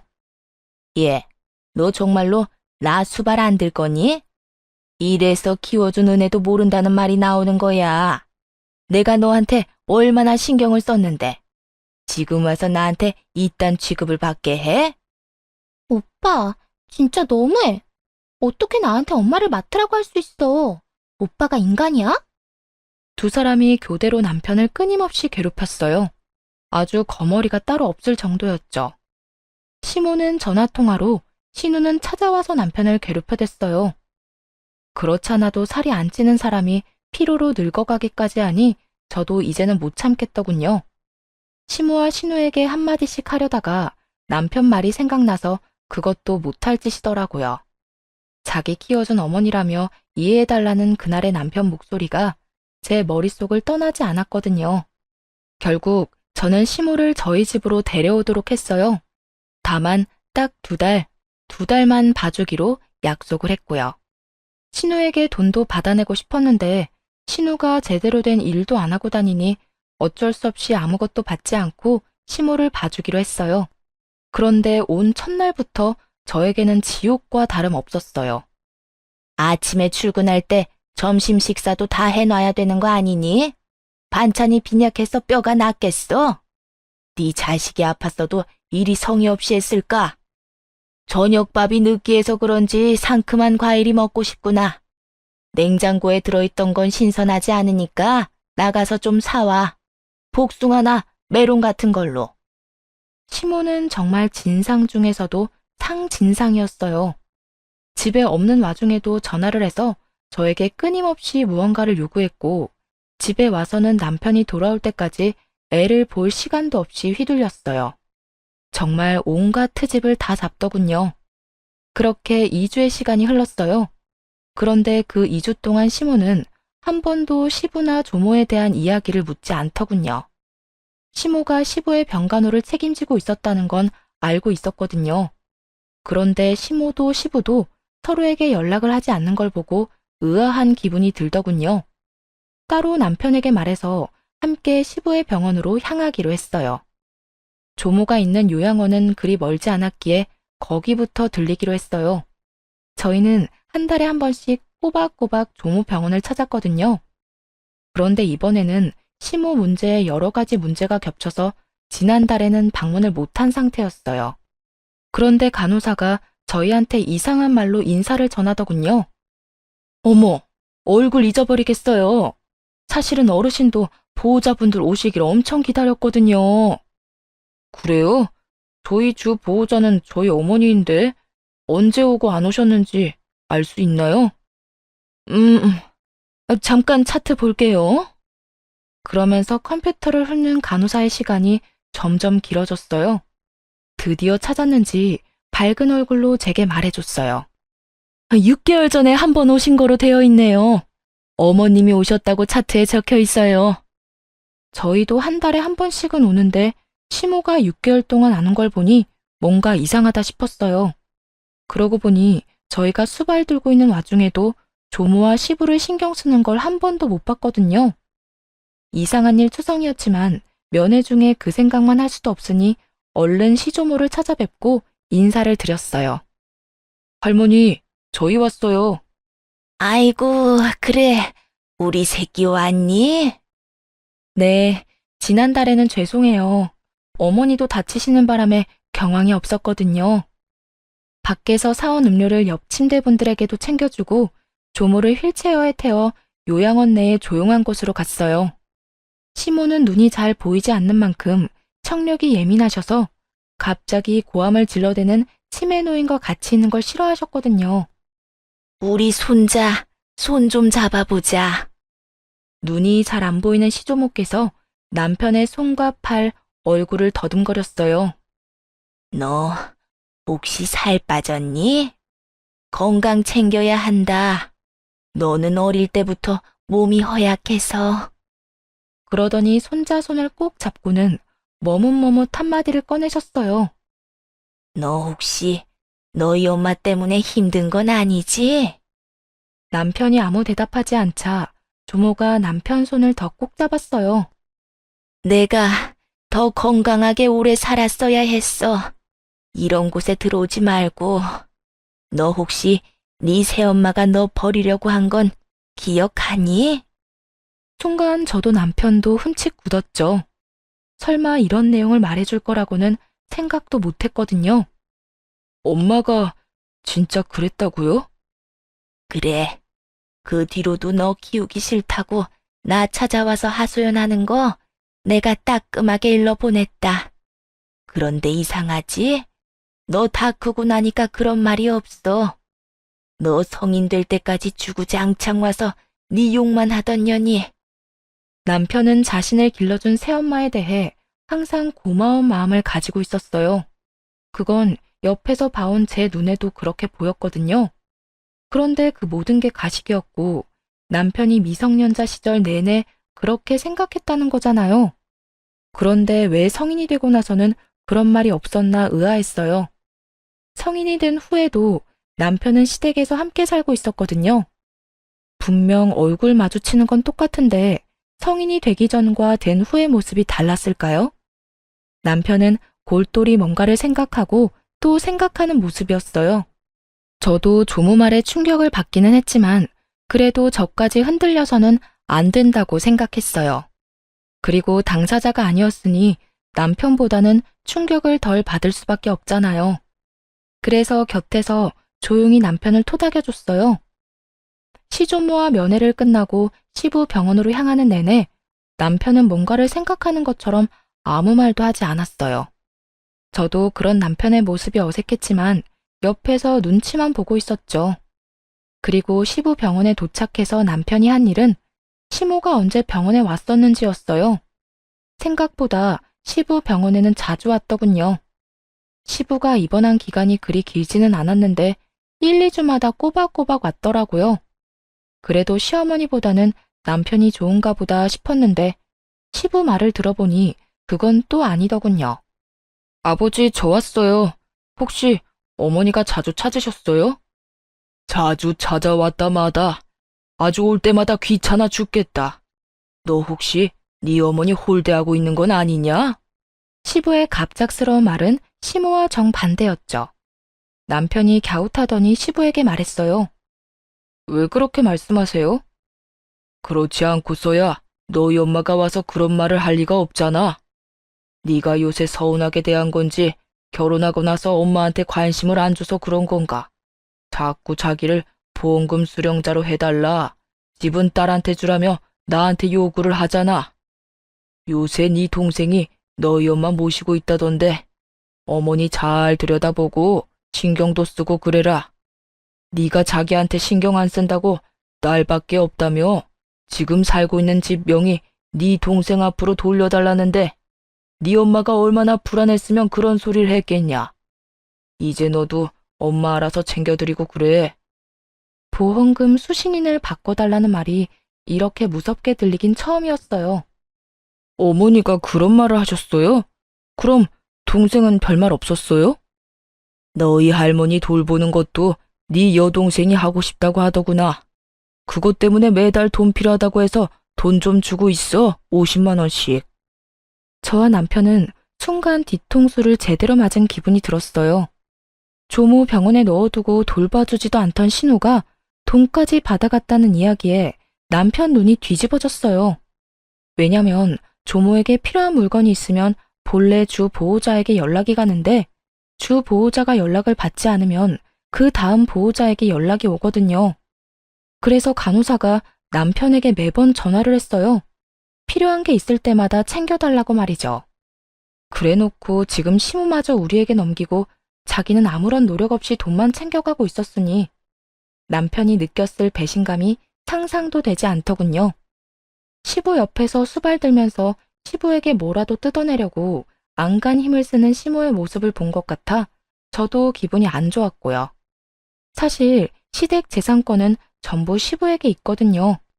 여태껏 아무것도 안 주고 틀어지고 있으니 시모가 안달이 난 모양이었어요. 남편은 돌아오자마자 시모에게 따지더군요. 어머니, 혹시 제 결혼 반대한 거 제가 드리는 돈 때문이었어요? 그게 무슨 말이야, 뜬금없이. 아무것도 모른다는 듯 시모가 웃더군요. 남편은 그에 지지 않고 말했어요. 할머니한테 듣고 오는 길이에요. 저 성인 될 때까지 저 키우기 싫다고 그러셨다면서요? 어릴 때는 고아원에 갖다 버리라고 했다던데 사실인가요? 너 설마 그 늙은 노인 말만 믿고 나한테 이러는 거야? 옛날 일이야. 나도 기억도 안 나는 옛날 일. 그래서 아버지한테 가서 보험금 수령인 바꿔달라. 동생한테 유산 물려줘야 한다. 그렇게 열심히 개수작 부리신 거예요? 고아원 갖다 버리라고 할만하네요. 어릴 때 갖다 버렸으면 아버지 보험금이며 유산 다 어머니랑 동생 나눠 가지는 건데 안 그래요? 얘가 지금 무슨 소리를 하는 거야? 너 내가 여태껏 너희 집안에 얼마나 잘했는지 모르지? 젊어서는 너랑 딸 뒤치다꺼리 해야 했고 늙어서는 할머니랑 네 아버지 병수발 들어야 했어. 그리고 내가 네 엄마고 내 남편 본처인데 당연히 그건 요구할 수 있는 거 아니니? 그렇죠. 어머니가 진짜로 그런 일들을 했으면 당연히 모든 걸 받을 만하죠. 그런데 왜 아버지한테 거짓말하셨어요? 지금 어머니 모시고 있는 건 저인데 동생이 모시고 있다고 거짓말하셨잖아요. 그리고 할머니 병원에 가본 적은 언제예요? 반년도 넘게 가보지도 않았던데 그거 아버지도 알고 있긴 해요. 동생도 마찬가지예요. 할머니 모시겠다고 해놓고 반년 넘게 와보지도 않고 여태껏 그런 명목으로 아버지한테 돈을 얼마나 받아가셨어요? 내가 받아가긴 뭘 받아가? 당연히 받아야 하는 돈이지. 그리고 너 이러는 거 아니다. 여태 키워준 은혜도 모르고. 남편은 시모 말을 무시한 채 신우에게 전화를 걸었어요. 신우가 전화를 받자마자 다짜고짜 말하더군요. 앞으로 어머니 네가 모셔. 난 모실 생각 없으니까 당장 와서 데리고 가. 그게 무슨 말이야? 갑자기 1억이야? 오빠가 봐주기로 했잖아. 왜 말을 바꿔? 그리고 엄마가 무슨 짐이야? 왜 여기저기 왔다 갔다 하게 만들어? 그럼 네가 애초에 데려가던가. 왜 나한테 맡겼어? 너희 엄마잖아. 나도 키워준 은혜 다 갚았다고 생각하고 있어. 한 달에 50만 원씩 20년을 꼬박 들였어. 그리고 어머니 필요한 거 있을 때마다 너한테 전화한 적 있어? 나한테 전화 와서 다 해먹었지. 갑자기 왜 이래? 오빠 진짜 웃긴다. 우리 엄마가 오빠 키워준 은혜는 생각도 안 해? 엄마가 얼마나 고생해가면서 오빠를 키웠는데. 그리고 우리 엄마 없었으면 오빠도 엄마 없이 불쌍하게 자랐을 거면서 이제 와서 버리는 거야? 그래서 돈 줬잖아. 내가 벌어서 매달 용돈 줬잖아. 20년을 처먹었으면 많이 먹은 거 아니야? 내가 그렇게 보기 싫었으면 애초에 아버지랑 결혼을 하지 말았어야지.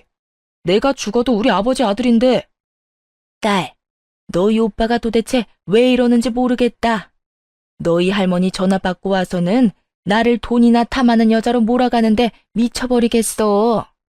이래서 검은 머리 짐승 거두는 게 아닌데 내가 그때 왜 애 있는 남자랑 결혼했나 몰라.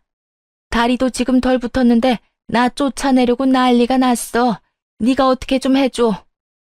오빠, 이러면 나도 아빠한테 다 잃을 거야? 일러 이르라고. 그러면 나도 똑같이 아버지한테 말씀드릴게. 너 할머니 모시겠다고 해놓고 요양원 처박아 놓고 반년 동안 가보지도 않고 필요하다는 물품 넣어주지도 않은 거 내가 다 말할게. 그럼 되겠네. 남편 말에 신우가 입을 딱 닫더군요. 자기가 잘못한 게 있으니 대꾸할 말이 있을 리가 없죠. 뭐가 됐든 난 절대로 엄마 안 모셔.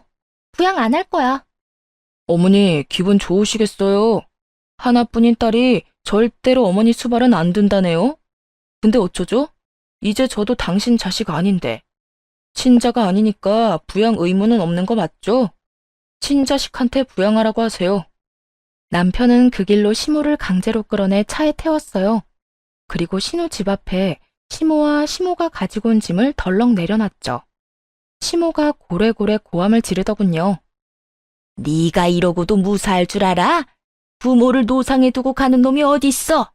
두고 봐라. 내가 너 용서 안 할 거야. 누가 부모예요? 자식 버리려던 계모 주제에 부모?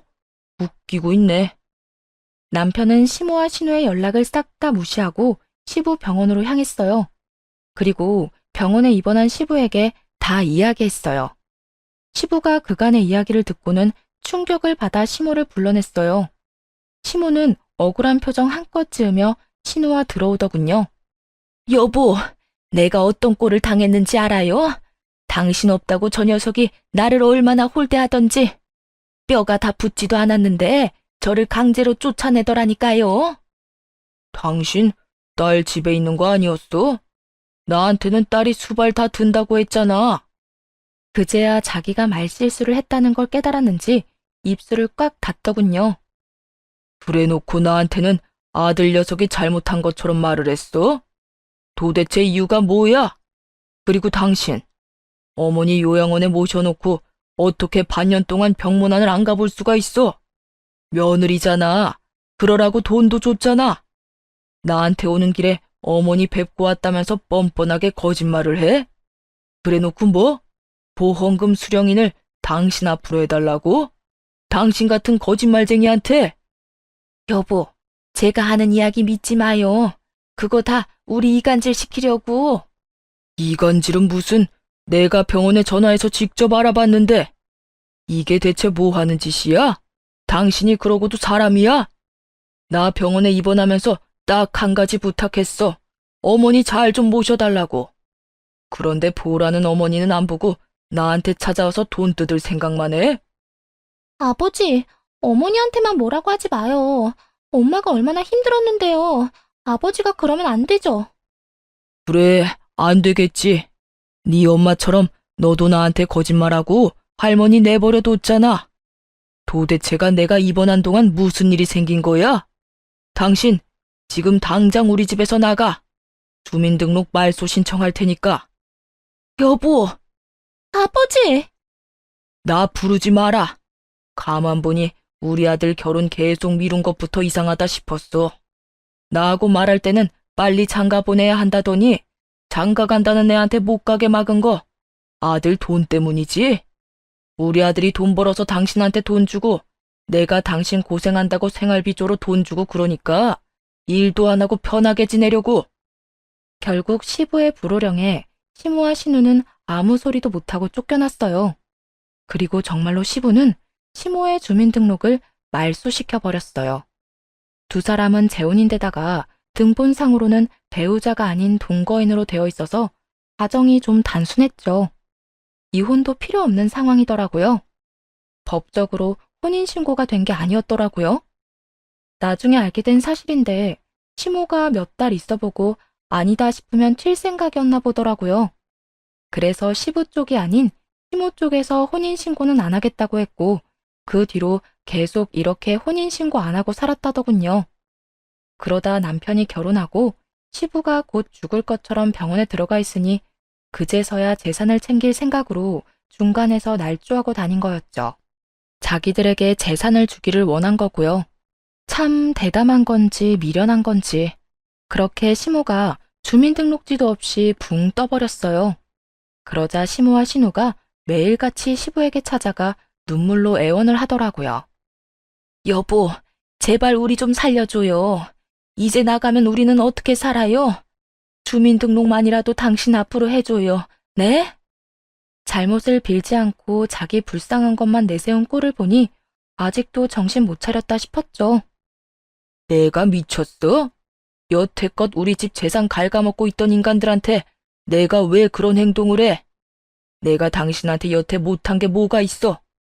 그런데 내 아들을 불효자로 몰아서 나랑 이간질을 시키려고 했어? 그러고 나서는 내 재산 다 당신 딸이랑 나눠 가질 생각이었냐고? 그런 게 아니라고 했잖아요. 딸, 너도 아버지한테 뭐라고 해봐. 엄마 그러면 네 밑으로 들어가도 되겠니? 난 이렇게 혼자서는 못 살아. 넌 진짜 내 딸이잖니. 그렇게 엄마를 소중히 생각하던 신우도 수발들라는 말 앞에서는 신중해지더군요. 신우 대답이 웃겼어요. 엄마, 딸한테 기생충처럼 들러붙을 거야? 결혼도 안 했는데? 아빠, 그리고 나 이제부터 할머니 요양원에 자주 갈 거예요. 그러니까 제발 저는 내치지 마세요. 네? 엄마는 남이지만 저는 아빠 핏줄이잖아요. 자기 살 길 찾을 거라고 제 어미를 발판으로 삼는 것도 참 혼자 보기 아까운 장면이긴 했죠. 결국 그 둘의 눈물 나는 총극을 감상한 시부는 완전 열이 끝까지 받아버려 두 사람 눈앞에서 모든 것을 끝장내버렸어요. 돈이 그렇게 중요하냐? 너희가 그 돈 없어도 나한테 들러붙나 보자. 내가 가진 재산 전부 우리 아들한테 증여할 거야. 내 집도 내 재산도 싹 다 아들한테 증여하고 나와 내 어머니 죽을 때까지 모시라고 할 거다. 이제 됐어? 시부의 폭탄 선언에 시모가 더 큰 고함 소리로 울었어요. 여보, 어떻게 나한테 한 푼도 안 남겨줄 수가 있어요? 이건 잘못된 거예요. 제가 당신 아들을 어떻게 키웠는데? 어떻게 키우긴? 내 아들 그저 네 돈주머니로 생각한 주제에 내가 어머니한테 그 말 듣고 기도 안 차서 내 아들을 네가 뭔데 고아원에 넣어라 마라 해. 당신이 뭔데? 그렇다고 내가 돈을 덜 줬어? 생활비에 당신 용돈까지 돈 넣어줬는데 왜 내 아들을 저렇게 비참하게 만들어? 그리고 당신 내 아들 키우면서 딸애보다 더 잘해준 적이 있어? 내가 말은 안 했지만 매번 당신은 딸만 감싸돌았지. 커서 이젠 좀 괜찮아졌나 싶었더니 네 딸만 자식이고 내 아들은 자식도 아니야? 내가 네 딸년 신경 써줬으면 너도 내 아들 힘들게 만들지 말았어야지. 늙은 할망구가 한 말 때문에 지금 이러는 거예요? 처음에 그랬지만 그 뒤에는 괜찮았다고요. 돈 주니까 괜찮았겠지. 내 말 틀렸어? 양심을 좀 챙겨. 결국 시모는 찍소리도 못하고 시부의 호통에 쭈그러졌어요. 저도 나중에 알았는데 신우는 시모가 데려온 딸이었고 남편은 시부가 데려온 아들이었더군요. 나이 차가 좀 있어서 제가 후 시모가 낳은 아이라고 생각했는데 피도 이어지지 않은 모양이었더라고요. 신우는 그 사실도 몰랐는지 자기가 시부의 딸이 아니라는 걸 알고 더 놀랐어요. 솔직히 시부가 딸을 대함에 있어서 너무 격없고 잘해줬기에 핏줄이 아니라는 건 예상도 못했었어요. 결국 한바탕 난리가 나고 시모와 신우는 그 뒤로 감쪽같이 모습을 감췄어요. 그리고 몇 달 뒤에 소식을 듣게 됐어요. 시모가 치매에 걸렸다는 소식이요. 연세가 그래도 그렇게 많지는 않았는데 짧은 시간 스트레스를 많이 받은 모양이었더라고요. 알고 보니 시부에게 쫓겨나서 갈 곳 없으니 신우 집에서 지내게 해달라고 사정했던 것 같더라고요. 절대로 수발 안 들겠다며 버티던 신우가 한 가지 조건으로 집에 살 수 있도록 해줬대요. 월세를 받겠다고 했답니다. 자기 어머니한테 그리고 집에서 쓰는 거 다 시모가 벌어서 쓰라고 했다네요. 결국 시모는 늙은 60대 후반의 나이에 여기저기 돈 벌러 해본 적도 없던 농사일에 굳은 일까지 했다고 해요. 열심히 신우의 빨대가 되어 돈 벌어다 줬는데 결국 얻은 건 치매뿐이었죠. 참 똑같은 인간들이었어요. 아들 장가도 못 가게 하고 빨대 꽂으려 했던 시모나 그런 늙은 시모에게 빨대 꽂아서 치매에 걸리게 만든 신우나 거기서 거기더라고요. 그 이야기 듣는데 참 헛웃음만 나오더군요. 시모와 신우가 양보하고 조금씩 물러섰다면 상황은 이런 식으로 흐르지는 않았을 거예요. 남편은 책임감이 강하고 주변 사람들에게 참 잘하는 사람이거든요. 떡을 하나 받으면 떡 한 봉지로 갚는 사람이요.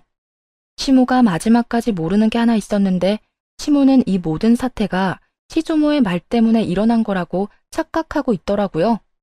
그런데 남편은 이미 시모가 자신을 싫어한다는 생각을 어렴풋이 하고 있었더라고요.